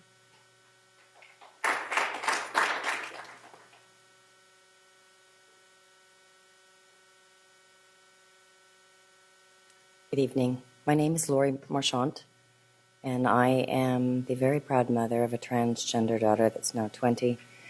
And also, I'm an advocate in the transgender community as well. So much has been said, and what I wanted to add was the reminder that these are all innocent children, these transgender children, and they are deserving of the opportunity, the same as that their peers in school, to feel safe and supported. By shunning and segregating, they will wither. Give them the same opportunity to learn, thrive, and become happy, well-adjusted, and productive adults. Thank you. Thank you. Mr. Ross? That is all the public comment we have. Board? Vice President Pritchett? Thank you, President Kennedy. It's on. All right, sorry. Okay, so you'll have to excuse me. I have like 3 pages of notes after all those comments. So I support anything that's going to make learning easier for all of our students. After the last meeting, during the meeting, I had multiple email messages and text messages from people in my community. So after the meeting, I went into my community and started asking the questions that they wanted me to ask. And so some of the questions were, what exactly is a locker room going to look like? That's a big question, I think, that's on everybody's mind. We all want to protect every one of the students, but they want to know exactly what is the locker room going to look like. please. Thank you. The locker rooms will look exactly the same as they do now. We don't have any plans to make any modifications to the locker rooms. Okay, so no matter what the sex is of a kid is, they're embarrassed to shower, right? I mean, I'm a mother of a teenage daughter, and when I go to back to school night or the open house and the gym teacher comes forth and talks to all the parents, we've been told numerous times that, your kids aren't showering after PE because they're embarrassed. Yeah. And that's why they're not showering. So my question is, how are we protecting the transgender students and the remaining of our students from being embarrassed of each other? And I'm sorry if I'm stuttering. This is a very touchy subject. I'm trying to ask the question. And I think it's an excellent point as someone who's been at high schools and middle schools and has spoken to students directly. I know there are a lot of concerns about privacy. A lot of students don't even choose to change. They wear their gym clothes underneath their clothes. They put their clothes back on over them. So that's an issue that I think a lot of students are concerned about their privacy. And that's an issue that we certainly should continue to address as a district. I don't. How are we going to address that? I mean, it's easy for us all to sit up here and say that we support this issue, me being one of them. But how are we going to go forth with protecting our students and making sure that each student has their privacy? Well, I can answer it from one perspective, but maybe not another. I think we might need to turn to some of the folks in PE for more specific answers about how to make locker rooms more comfortable. But in terms of just our district's whole approach to inclusion and bullying prevention and social and emotional learning, I mean, we are working on the core issues that underlie some of that. And now, concerns about student privacy, those may be individual issues that we may not be able to address. But if there are concerns about privacy because students are concerned about safety, that's certainly something we can address. We are addressing, and we're trying to address it at the deepest levels, which is to make sure there are policies in place that prohibit bullying, that there are policies in place that require inclusion of all students, and that they're not just policies, that they actually are put into action. And so that is what we're working on actively every day. So there will be no construction done to a locker room, like putting partitions up or anything of that sort? No, the policy does not require anything like that, and we have no plans to initiate that. Okay. It was mentioned earlier by one of our public speakers that there are other districts that have done this. Have you and your staff looked at these other districts to find out how they were dealing with these daily issues? Yeah, we've consulted extensively with San Francisco Unified and LA Unified, and have actually had them look at drafts of our policy and advise us on how to address some of the concerns. And as far as we understand, they've had really no issues at all. It hasn't been problematic for them at all. So are we in that district, did they talk about, did they have one student dressing in front of another student? Have you asked those questions? It varies student by student, and it's very much an individual choice on the part of students. Many students, because they are concerned about their privacy, as you mentioned, may choose to be in the locker room, but may not choose to undress completely. So it really depends on the situation and what's most comfortable for the student. Okay, because just in protection of a transgender student, if they're undressing near other students and the other students just walk away briskly because they're embarrassed, it seems like that would be very disturbing for the transgender student to have to deal with. It may be, and that, and the anticipation of that could influence that transgender student's own feeling about how much they might want to expose themselves. And at the same time, it may not. So it really depends on the situation. Okay.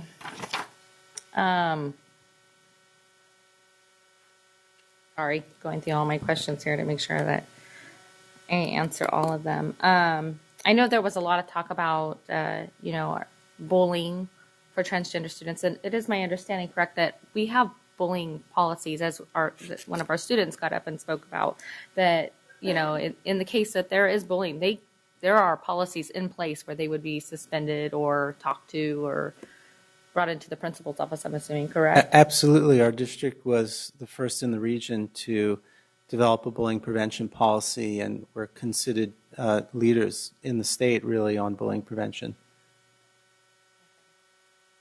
I'm going to go back to, I just feel really uncomfortable, and speaking from my community, that I don't feel that we have the nuts and bolts figured out. And maybe, I know that each school is dealing with this on a case-by-case basis right now.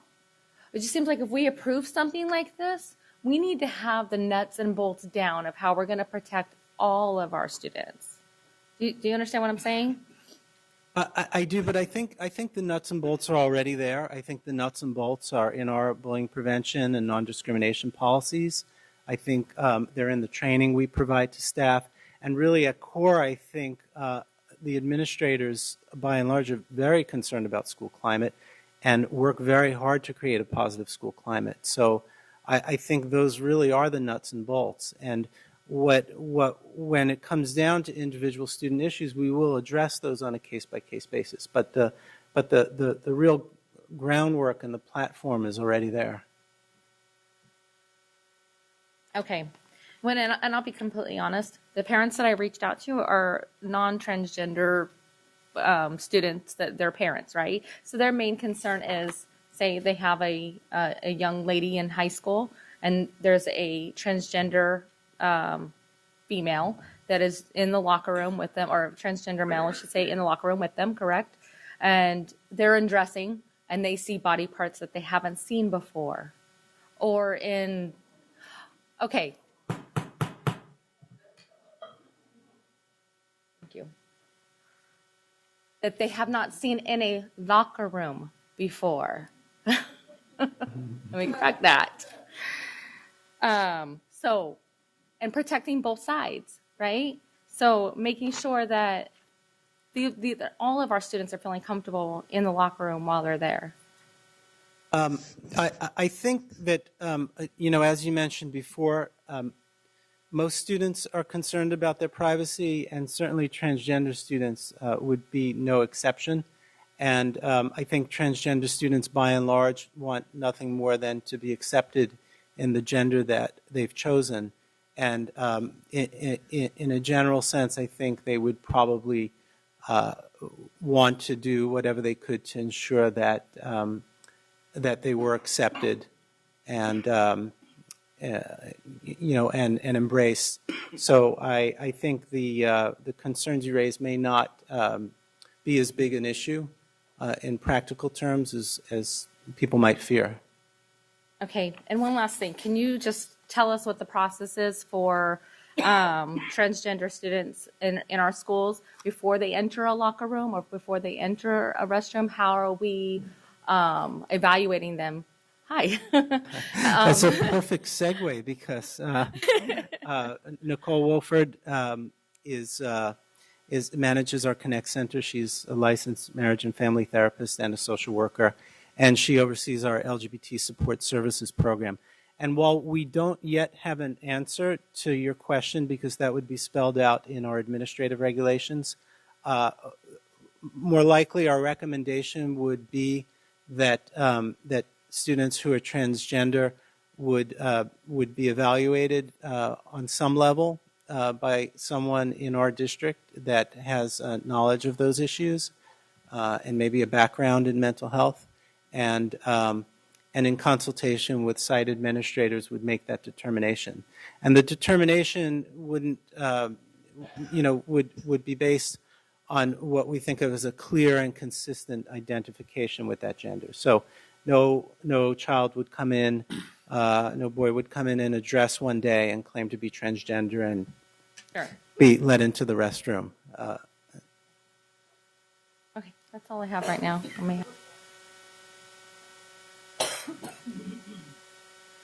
I just wanted to add my voice to this because this is what you're asking about is literally the work that we're doing each and every day already within the district. So I want to first say that my name is Nicole Wooford. As Lawrence introduced me, I manage the Connect Center, and I oversee our LGBT support services. And one of the things I think it's important to be able to point out is that the questions that you're asking and the situations that you are hypothesizing might happen are already happening. This is the work that we do in our district each and every day. There are a number of students within our district who are already changing in the locker rooms, who are already using the bathrooms that correspond to their gender identity. But people don't know. It's already happening. So the students that are coming to us are the ones where there are problems or concerns, generally from the principals or the administrators who feel like they have a situation on their hands, but they don't have the guidance from the district. There's no policy in place that they can refer to say, this is how I can make a decision. This is what I need to follow. This is what I need to do. So what we're basically saying is this work is already happening. These students are already here. We're already doing the work to provide accommodations for them. We don't have a structure at this point within this district to be able to refer to as other school districts do. That's what we're asking for. And actually what principals and other school administrators are asking for as well. They want the guidance from the district of what to do. Answering that, that's actually exactly what I was looking for is, Okay. and I, like I said, these are very touchy subjects and They are. Yeah. And so, I just want to make sure that all of our students are being protected. Right. Absolutely. And I appreciate you because you are asking the hard questions. Yeah. You're Sorry. asking I'm the like, and it's hard to be the one to ask the hard questions. Right. But you're asking the hard questions and you're asking the questions that a lot of people do want to know. And that's part of your job is to ask those hard questions. Right. So I just wanted to be able to clarify that we are already doing this work. These students are already here. They're already out there. What we're having to do is work within a district, though, that doesn't have a policy that says this is what we can reference to be able to make these decisions that the administrators have to make each and every day.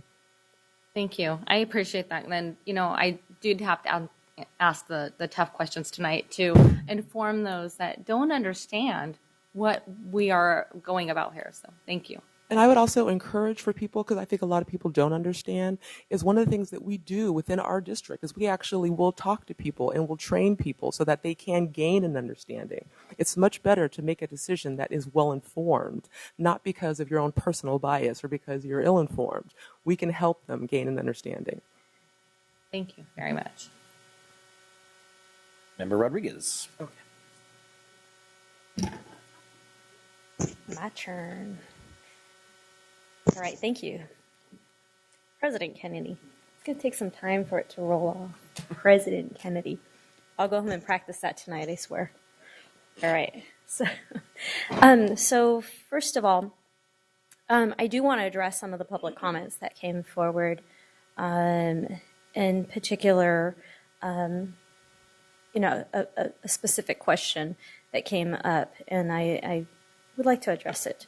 But before I say that, just want to preface my comments in that I see the world differently. When I look at a person, I don't see them for what color they are or who they are, where they came from, how they originated to this world. I see them for who they are in front of me at that point in time, and what they offer and what value they possess in the society that we all live in.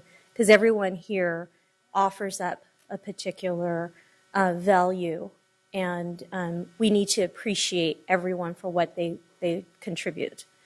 So with that being said, the question that was posed is how comfortable would we feel if that was us in the locker room? So if you look at slide number 5, the policy does not create a co-ed bathroom and locker room. So I just want to address that right off because it is put into our presentation. And so, but with that, I do want to share, and it's quite personal, but I do want to share with you that I'm the mother of 3 children. And when I was pregnant with my second child, my physician was lesbian. And not at one point did I ever feel uncomfortable. She was the best doctor, in fact, of all three of my children. She was the best physician I ever had. And there was never a question in my mind about me feeling uncomfortable. And that was probably the most intimate time I could ever have exposed myself to anybody. So to answer your question, no, it would not make me feel uncomfortable in a locker room, in the bathroom, or anywhere else with anybody who is a human being that walks on this earth.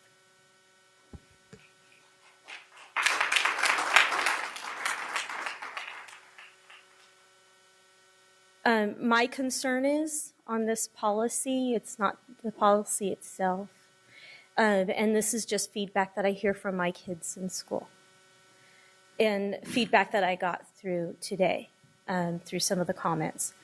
I can't tell you enough that parents, just with kids who are not LGBT, take such great offense to teachers lining children up by boys and girls. And so that would be my concern here, is the adequate training that would go into our school sites. But not only that, but how are we monitoring this? And to ensure that we don't have any violations of that. I'd like to see a solid monitoring process. How well are school sites coming forward and embracing these policies, anti-bullying, and our, excuse me with the name on this one, it's long. I wish we had a shorter name. Transgender and gender variant students. We'll have to think of a shorter name for that policy. But, you know, how well are we monitoring that so that we're not violating our own district policy?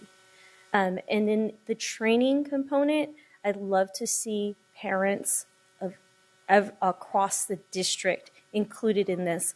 It was very clear when hearing Member Pritchett's concerns that rose from her community that they do need, there's some required training out there for, you know, I'm always talking about cultural sensitivity. This is another part of cultural sensitivity. So I really strongly feel that we should have the training extended out to the community. Those are my comments, and I am supportive of this.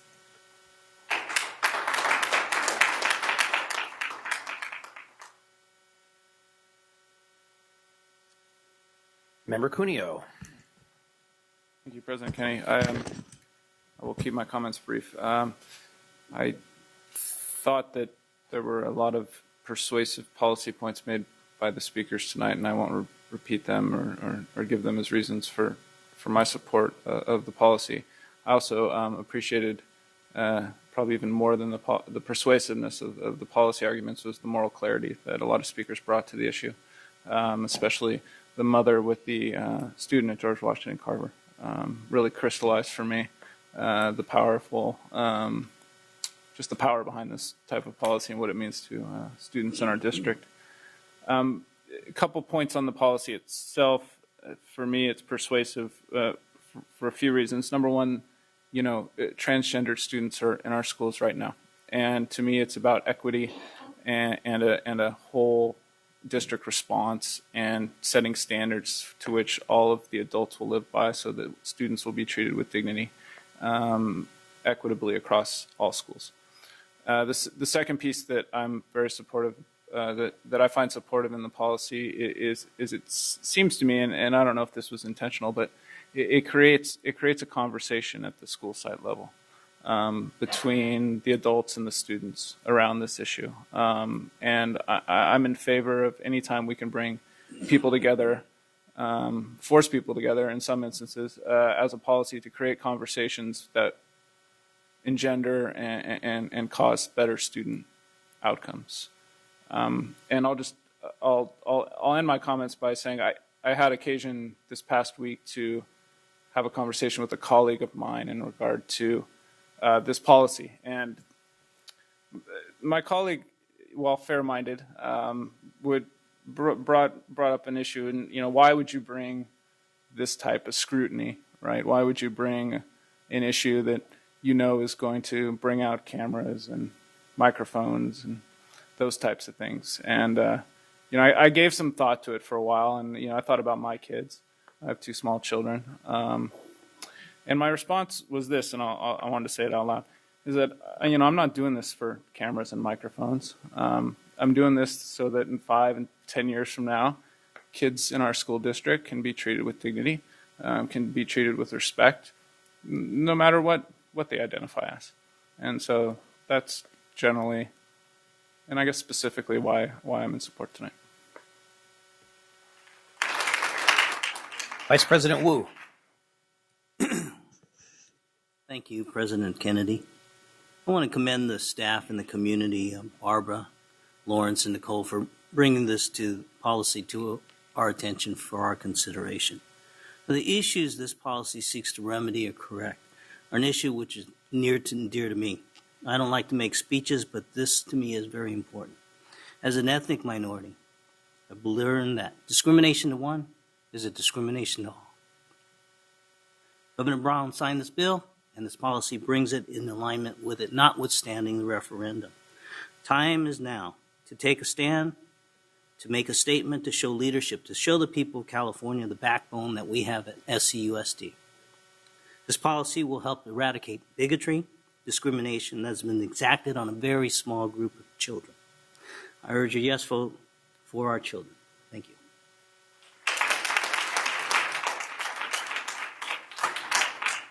I was actually going to say no applauding, but that was very good. So,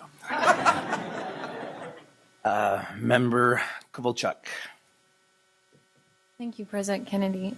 I had a technical question. I was wondering if a student who does not identify as gender variant per se, but wants increased privacy, would they be afforded the same rights that the transgender students are allowed in this policy? And it states if a transgender or gender variant student or the student's parent or guardian provides notice to school officials a reason or desire for increased privacy and or safety with regard to locker room use, regardless of the underlying reason, the student shall be provided access to a reasonable alternative locker room, including but not limited to, and it mentions a nearby restroom stall with a door. I know at my school, I have some underclassmen friends, and it's an obvious fact that a lot of girls have body image issues. They are not comfortable in their own skin, and a lot of them wanted to use the nearby restroom stalls without even going into whether they had a gender variant or transgender identity. But the gym teacher, for the ease of the class period and to shorten the changing times, had purposely stated that there was no changing in the restroom stalls. So, in this type of situation, would any student, not just transgender or gender variant students, be able to request for increased privacy in locker rooms? Thank you. I think it's an important question. Under this policy, it would not apply to those students. It only applies to transgender and gender variant students. However, as Board Member Pritchett mentioned, there are many students are concerned about their privacy, and this is an issue that our district should consider separate and apart from this policy. Thank you.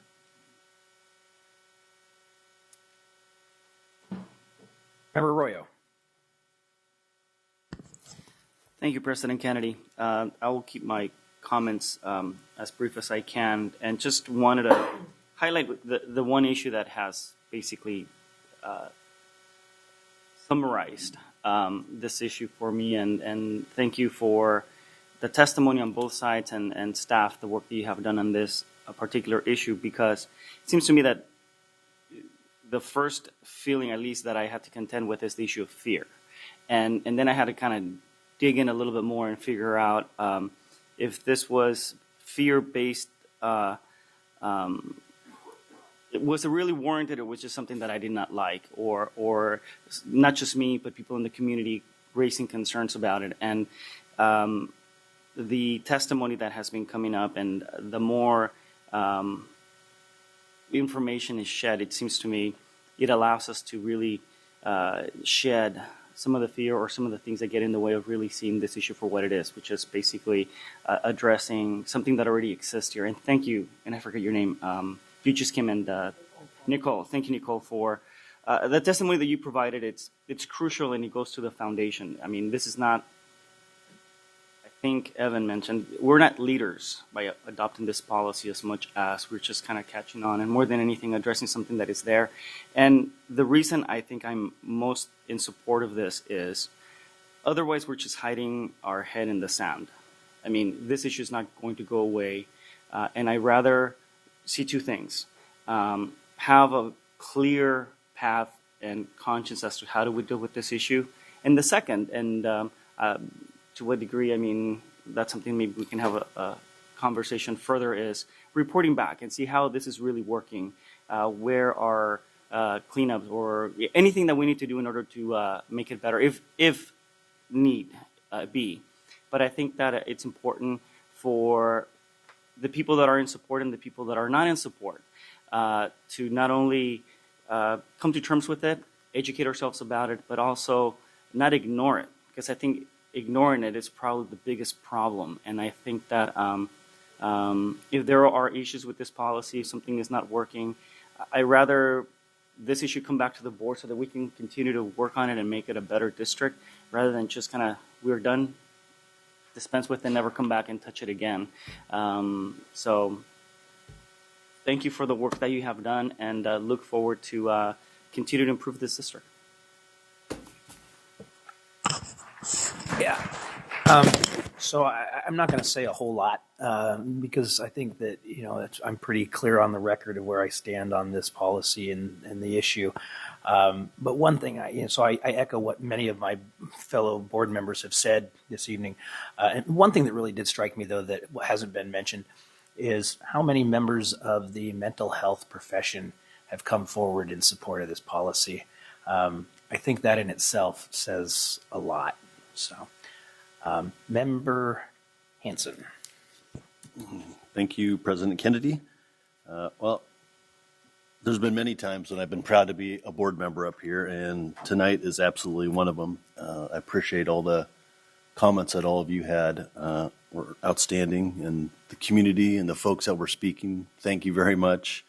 Our staff, Barbara and Lawrence and your team, have done an excellent job. Thank you, Nicole, for joining them as well. And this is something that hasn't been done lightly. It's 2 years of work. It's not in response to the law that Assemblymember Amiano has kindly done that helps give us a little bit more support. But whether a referendum happens on that or not, you know, this policy needs to move forward now. There's no time to delay. We have 43,000 students in this district. I'm sure we have several hundred transgender students that are among those. You know, those students are being served now, but there are probably many more who are not, who don't feel comfortable yet, who aren't able to express themselves. You know, by doing this, not only are we going to set the policy correctly and strongly for our staff, but we're also going to be sending a message to all those students. They're going to know what we did tonight. They're going to know the support of the community, which has been wonderful. And they're going to know that they have a better and safer place to be a student. So they're going to be supported by this, even if they're not ready to deal with their issues at this time. I thought it was wonderful that we had physicians here speaking and talking about what it means, you know, for medical, you know, for the medical health, mental health of the students are involved. You know, as a closeted, you know, student way back in my day, you know, the harassment absolutely happens. And I know people are still being harassed now. So, you know, that's a horrible thing. But our district does a great job on bullying, on preventing that, on moving forward on that. I know that this policy is going to help move that forward even more. students are usually way ahead of their parents, and this is a complicated issue. I've talked to a lot of parents about this. There's a lot of questions still. But I just want to assure the folks that are watching or listening, no policy is ever set in stone. If there's complications with this, it can be brought back at any time, and we can make sure that we address the concerns that people have. If something's not working, we're going to make sure that it's fair for everybody, and I think that can certainly be done. There's no need to put this over for another time. I know we had some folks here from some of the legal community people that are fighting 1276 who are working on that referendum. There's not a need to wait on signature gathering. That has no bearing at all on whether we're going to pass this tonight or not. This can move forward, and regardless of whether the referendum qualifies or not, that will have no bearing on what happens with this. We can move forward with this as is.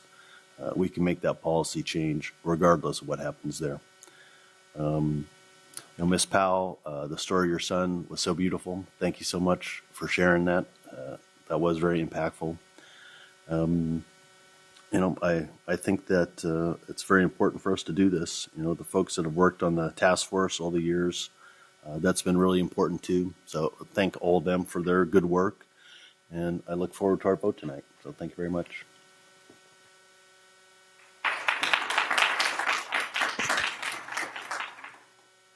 Thank you, President Kennedy. With that, I move this. I move that we adopt the transgender and gender variant student board policy.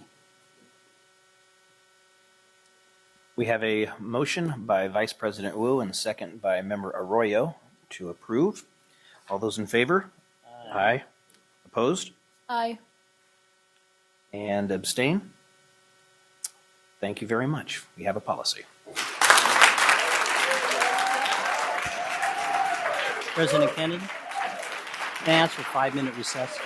5-minute bathroom recess? We're gonna take a 5-minute break right now. And 5 minutes means 5 minutes.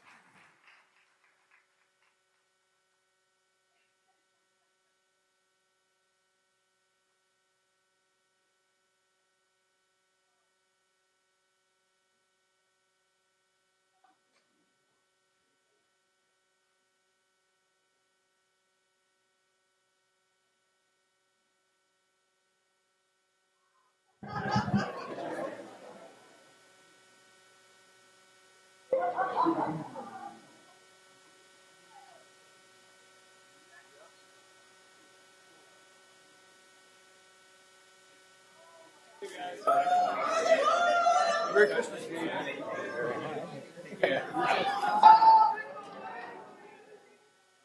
Of course. Of course.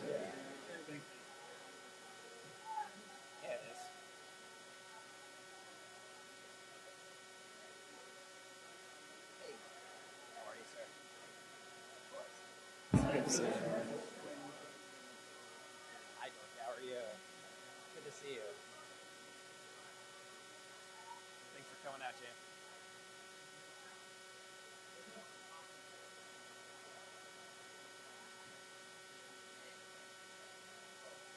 Thank you. Thanks for coming.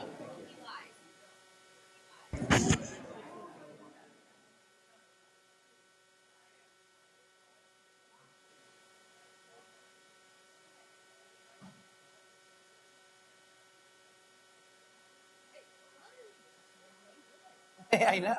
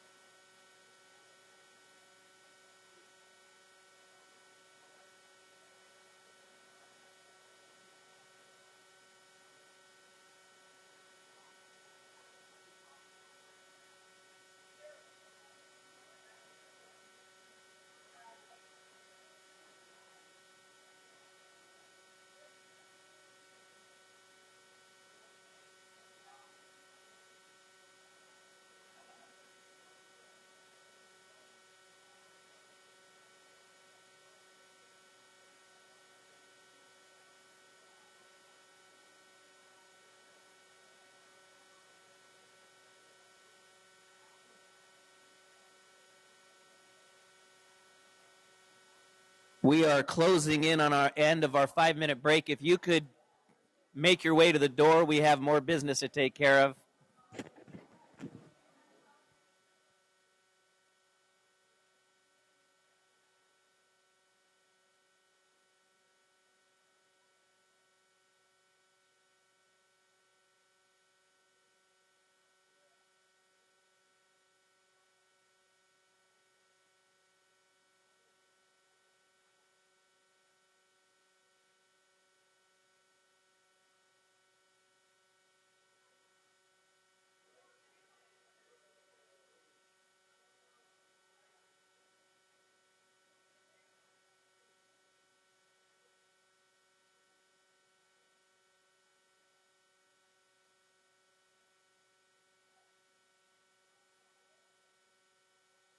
Very nice.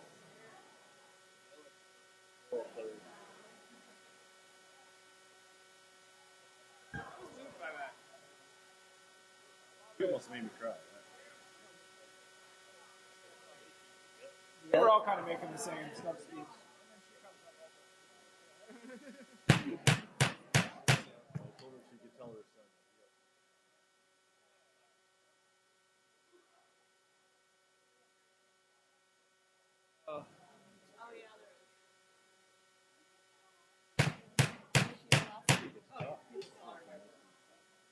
In the same bill, yeah. Yeah, I'm going to have to ask if you're going to, we have to continue with our meeting here, right? Yeah. I realized that was a really important issue, but we got more business to do. Thank you.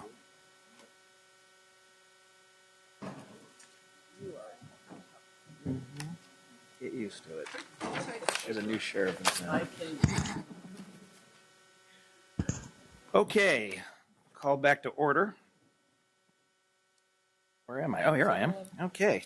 10.4 7-Eleven committee update. Ms. Anna Molander. Welcome. Congratulations, everybody. It's very exciting.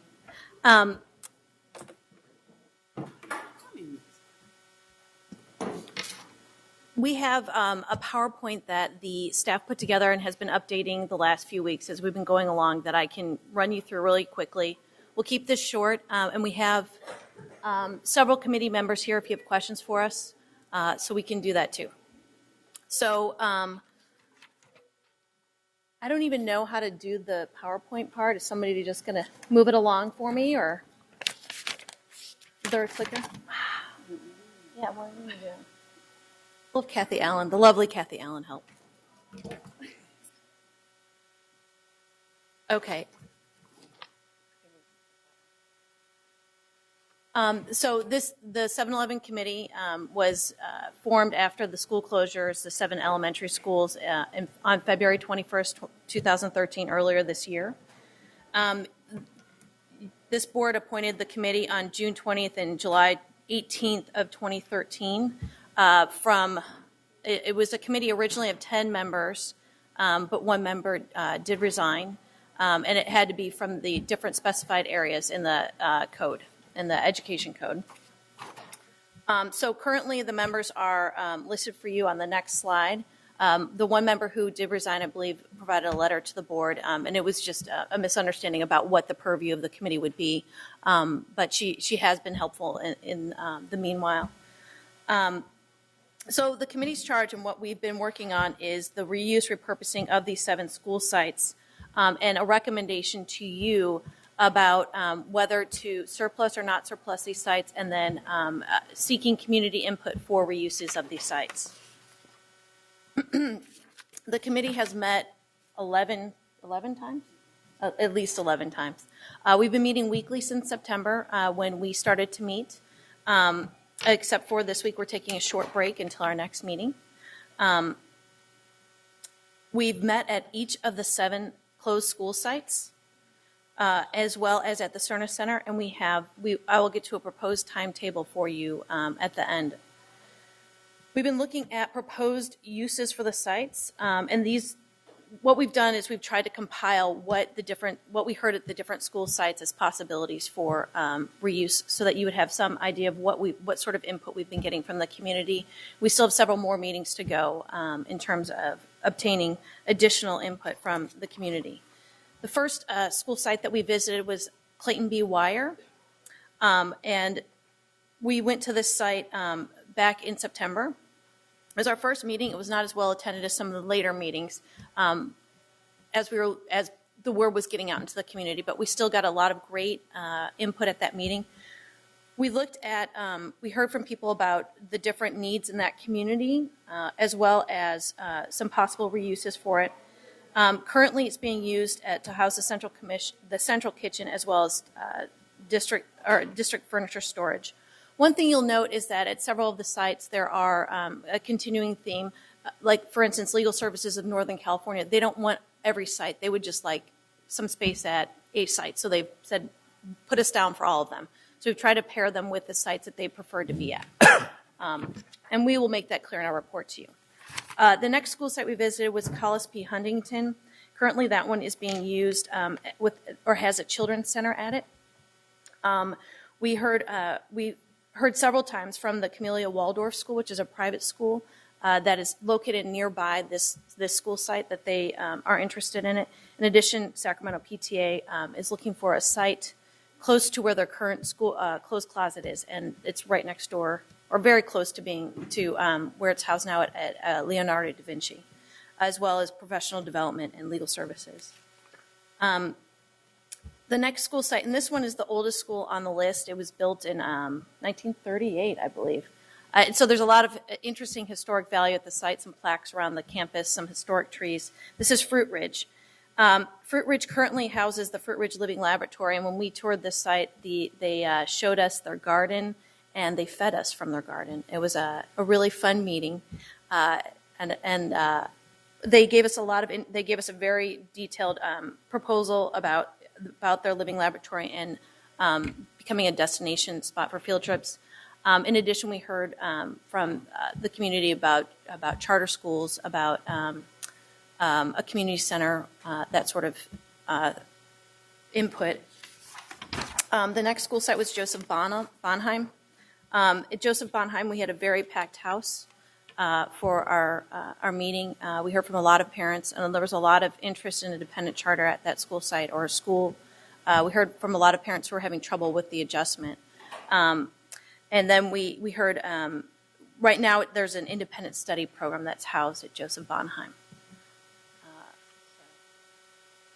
We also visited Maple, which was the next school. At Maple, we heard from the Franklin Business District.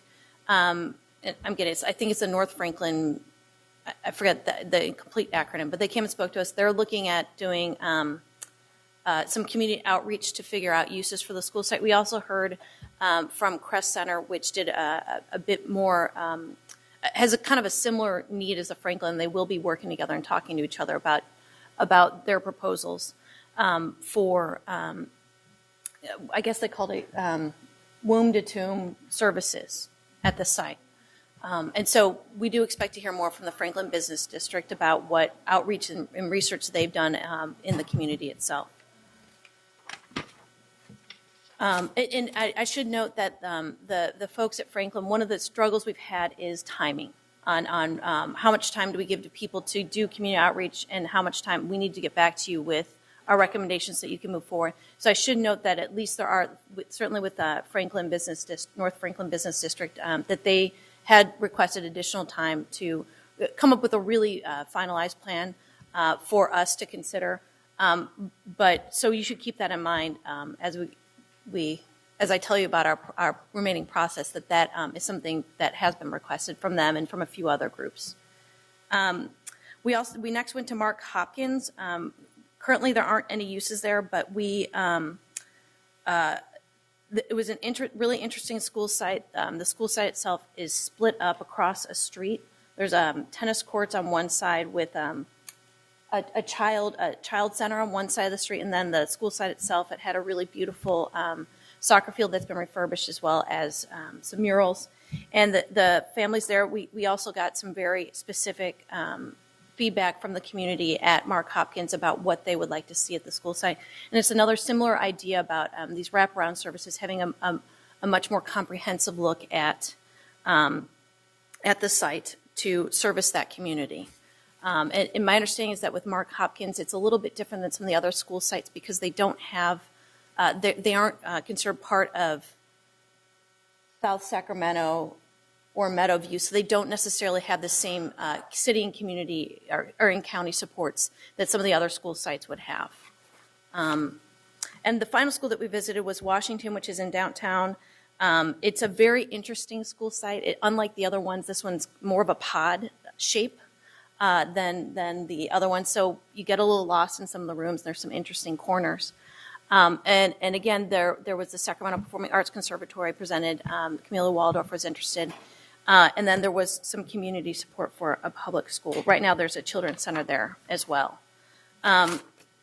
So next steps. We have currently planned 5 more meetings planned. We will come back on January 13th. One of the things that the committee decided they would like to take a look at, they'd like to hear more about kind of regional planning. In the statute that we're supposed to comply with, it says we need to look at projections and projections for enrollment. And the information, the projections that we were given really just 1 year out, and they're really based on this year's numbers. And so what we've done is we've requested, and I have to tell you, the community support has been fantastic. The city, county, and some of the regional planning bodies were thrilled to come in, and they're going to teach us what we need to know about regional planning, about what's going on in growth. So we'll have that information to provide you with as well. And I think we're all really excited about that. In addition, Mr. Forrest has agreed to come and give us a little bit of education about LCFF so that we can give you a full idea, a full picture about what those impacts could be or are not going to be in terms of class size reduction, that sort of thing on enrollment in these areas. So that's going to be our January 13th meeting. Many of you have come to some of our meetings, and we would encourage you to come back again. We think the January 13th one is going to be an especially good one. And we're going to start our discussion at that point. We're going to have one more meeting for kind of the formal presentations, and that's going to be at our January 27th meeting. We need to get the word out to make sure people know this is the last time they're going to get to present before we make our recommendation.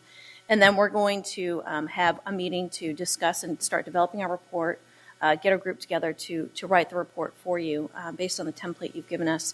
And then we'll finalize the report and then present back to you on February 20th. That's a plan right now. There can always be some sort of curveball thrown our way, but our hope was to get back to you soon enough that you could act and take care of the business you need to, but also get the information you need to make a decision. Like we said, some of these different groups aren't ready yet to give you, this is the contract we're looking at or anything along those lines. And we want you to be able to have the time to get that information that you need. I want to thank Vice Chair Michael Minnick, who has spent an extraordinary amount of time doing community outreach through his contacts, things like building healthy communities. That's been really helpful to the committee's work. We've heard from a lot of organizations we might not have heard from just by advertising to the different schools. One other thing that we think might be, we talked about briefly, and I wanted to raise the issue tonight, is that we should probably get back in touch with those who have applied so they know what the tail end of our process is going to look like. Probably don't have time before January to do that. But early next year, we want to make sure that everybody who's given us a proposal has an idea of what we're going to do and knows what the next steps would be, and when we expect to be back before the board, and that it will be back in your court to do something. And I think that's about everything I have. Edward Camargo is in the very back, who's one of our committee members, as well as Vice Chair Minnick is here as well. And then there's a couple of people who are regulars at our meetings that are also in the crowd tonight. So I brought my notebook if you have questions, and also I would invite our committee members up if they want to answer questions if you have them for us. So. Okay.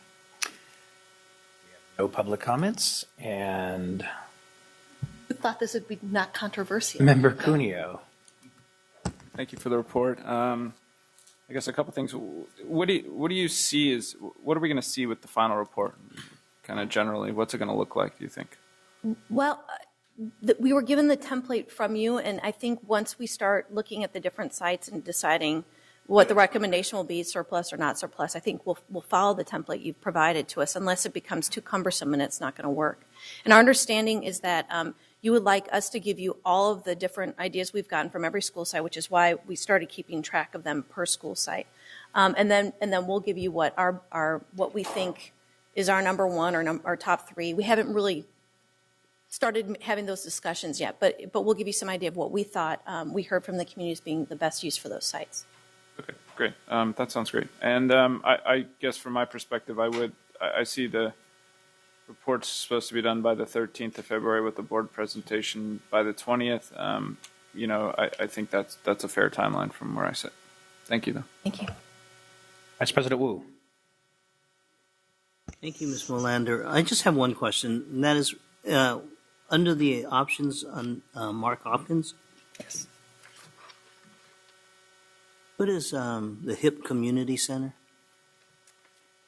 So it's we should probably rename that. HIP is the Hmong Innovating Politics Group. I just wanted. And they've done some community outreach, and they polled the community. We will have that for you as well. We've received their poll, and so there's actually a few of them together that have been working together to come up with something that fits their polling and that sort of thing. So Glad to see that. I was hoping that it would be the same organization I had in mind. Thank you. Vice President Pritchett. Thank you, President Kennedy. I've had the opportunity to attend quite a few meetings. And I know at the last meeting, Member Rodriguez asked for a board member's perspective. And so I want to give that to you tonight. I think it's more appropriate now. My perspective is that these meetings were very informative, hearing from the community.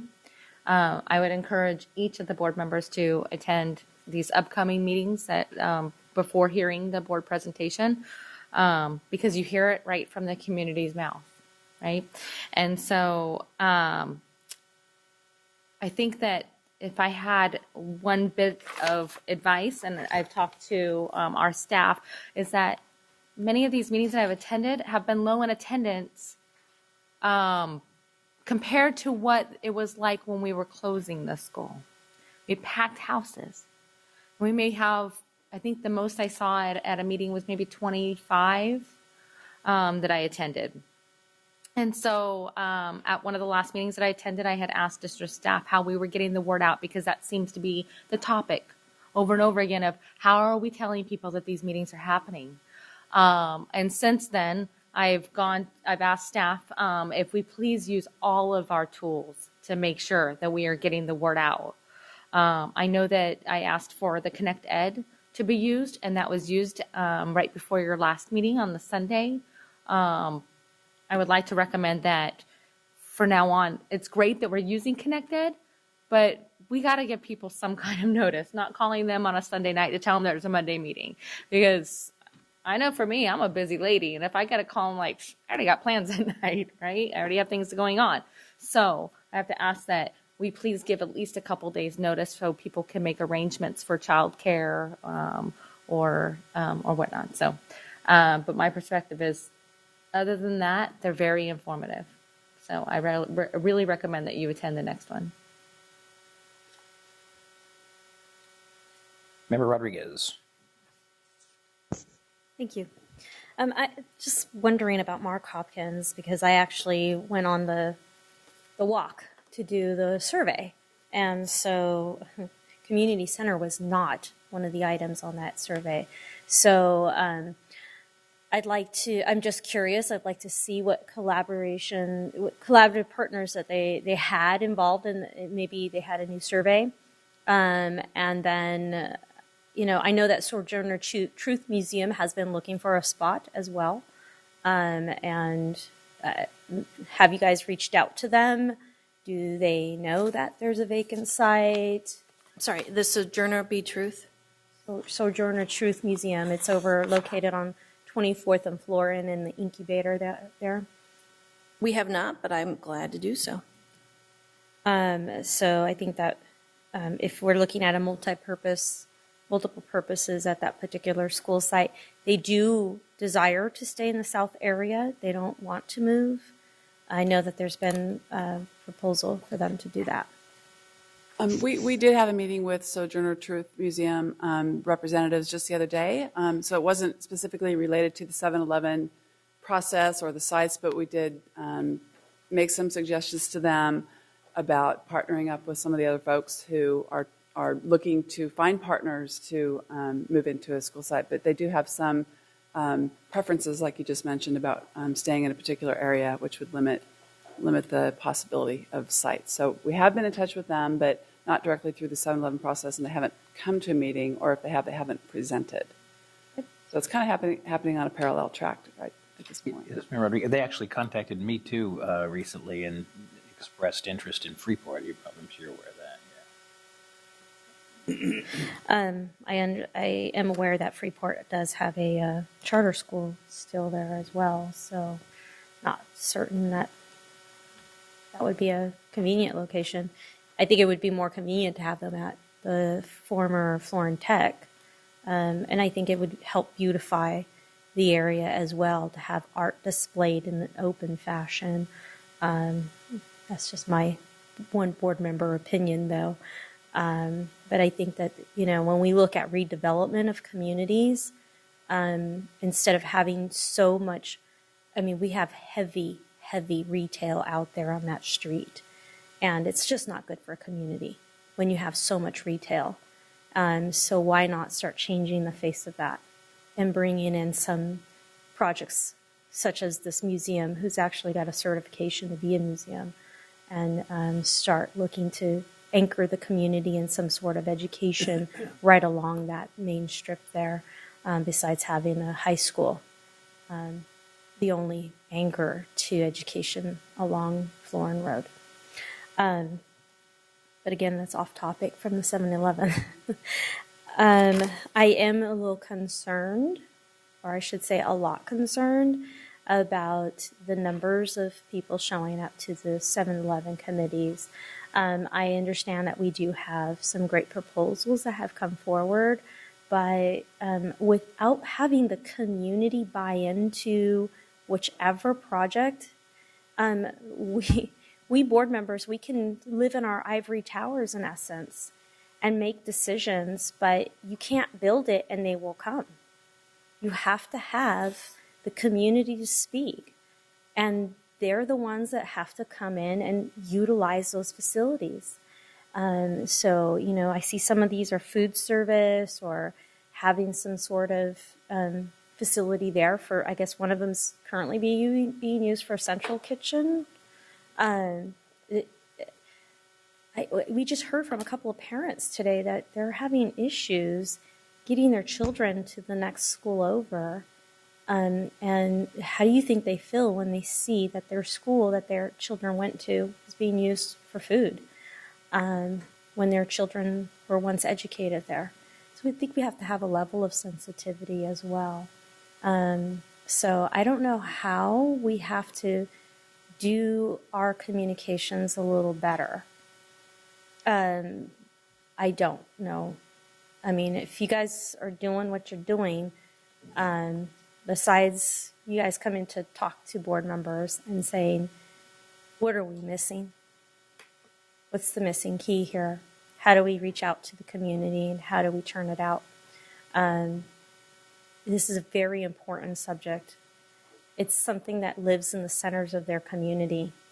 And unless I can have the security of a peace of mind to know that, of the 500 families that were once in attendance at the school, 300 of them say thumbs up to a community center. I don't know what my end decision is going to be on this. And Member Rodriguez, they came up with a very specific report, and if it would be helpful, I'd be glad to make sure that everybody on the board gets a copy of the report that HIP provided the committee with, so that you can see what their results came. Vice President Pritchett. Thank you, President Kennedy. I just had a quick clarifying question for yourself and Member Rodriguez, you guys had said that somebody had reached out to you in regards to use of one of the sites. Are you guys sending them to the 7-Eleven committee at that point? Well, that wasn't a site that's part of the 7-Eleven Oh. process. Okay. Yeah. All right. Well, I'm just curious. Okay. Thank you. It was clarifying. Thank you. Any other comments? Still no public? Okay. Thank you very much. And I want to say thank you on behalf of the committee. We've really enjoyed the opportunity to get to know one another and to get to know these school sites, and it's been a real honor for us to serve. So thank you very much for this opportunity. Thank you for going through 23 slides as quickly as you did. So, thank you. And thank you, and please pass on to the whole committee. We appreciate all the hard work. Will do. Thank you. 10.5, board development. This is one that Vice President Wu and I just threw on there, not knowing who the president would be. We figured we'd jump in. But I'm just going to throw out there a couple of things, and Vice President Wu, feel free to if I miss anything. But what our intention was when we put together the agenda was that there is an acknowledged need for some board development. It's been a long time since we've done it. It's not saying anything negative about the workings of this board. It's just every board needs board development. What I would ask is that you think about it. By the way, when we put 10 minutes, that is not going to happen tonight. But when you think about what it is that you think, I'd like to put together so that we can do this again in a workshop format and talk about so we can put together what the needs are. So if you could help us to, if you don't mind, just send the emails in to me and I'll get everything out to the board and make sure that it's all in a coherent way and, get rid of the duplications and all of that in what the board sees, because it's our board development. So it really needs to come organically from us. So if you can identify what you see are the needs for development and what you would like to see in a process like that, I'd like that to be the first step in that conversation. So if you could do that. One other thing that I think falls well within the area of board development, Mr. Behrens, is no, don't worry. I'm going to be proposing a couple of committees in an upcoming meeting, and I'd also like if you could, before I do that, if you could give me your feedback on that and what you see as a need in those areas. That would be very helpful to me as I develop the sheets that go in under our process. So we do have, there's no public comment, I take it. We do have Member Kovalchuk. I was able to very briefly meet some of the former student board members, and they mentioned the fact that in previous years there had been a board member, like a mentor, assigned to the student board member. And I don't know if the previous student board member had a mentor, but it is funny that you mentioned that, because as I was sitting here trying to figure out how to learn how to do these things, I actually thought of something like that. So we'll talk about that. okay, thank you. Thank you for bringing it up. Any other board members? Okay, with that, I do want to say that I was remiss in one thing, and that's I want to thank the board for your support. I really do appreciate it, and it's humbling. Business and financial information reports received. Future board meetings, January 9th, 2014 at 4:30. Closed session, January 23rd, 2014, 4:30 closed session. Do we have a motion for adjournment? Okay. Sorry. I wanted to welcome our new superintendent. Yes. Ms. Noguchi, thank you for joining us here. Thought we should make sure that I know you're welcomed, and thanks. You did a great job. Yes, Yeah, wonderful. yes. All right, is there a motion for adjournment? Yes, I'd like to. Moved by Member Hanson, seconded by Member Kovalchuk, and she has a comment. Oh, that was your comment. Okay. For adjournment, all those in favor? Aye. Opposed? Abstain? Happy holidays, everybody. I want to wish everybody a happy holiday, too.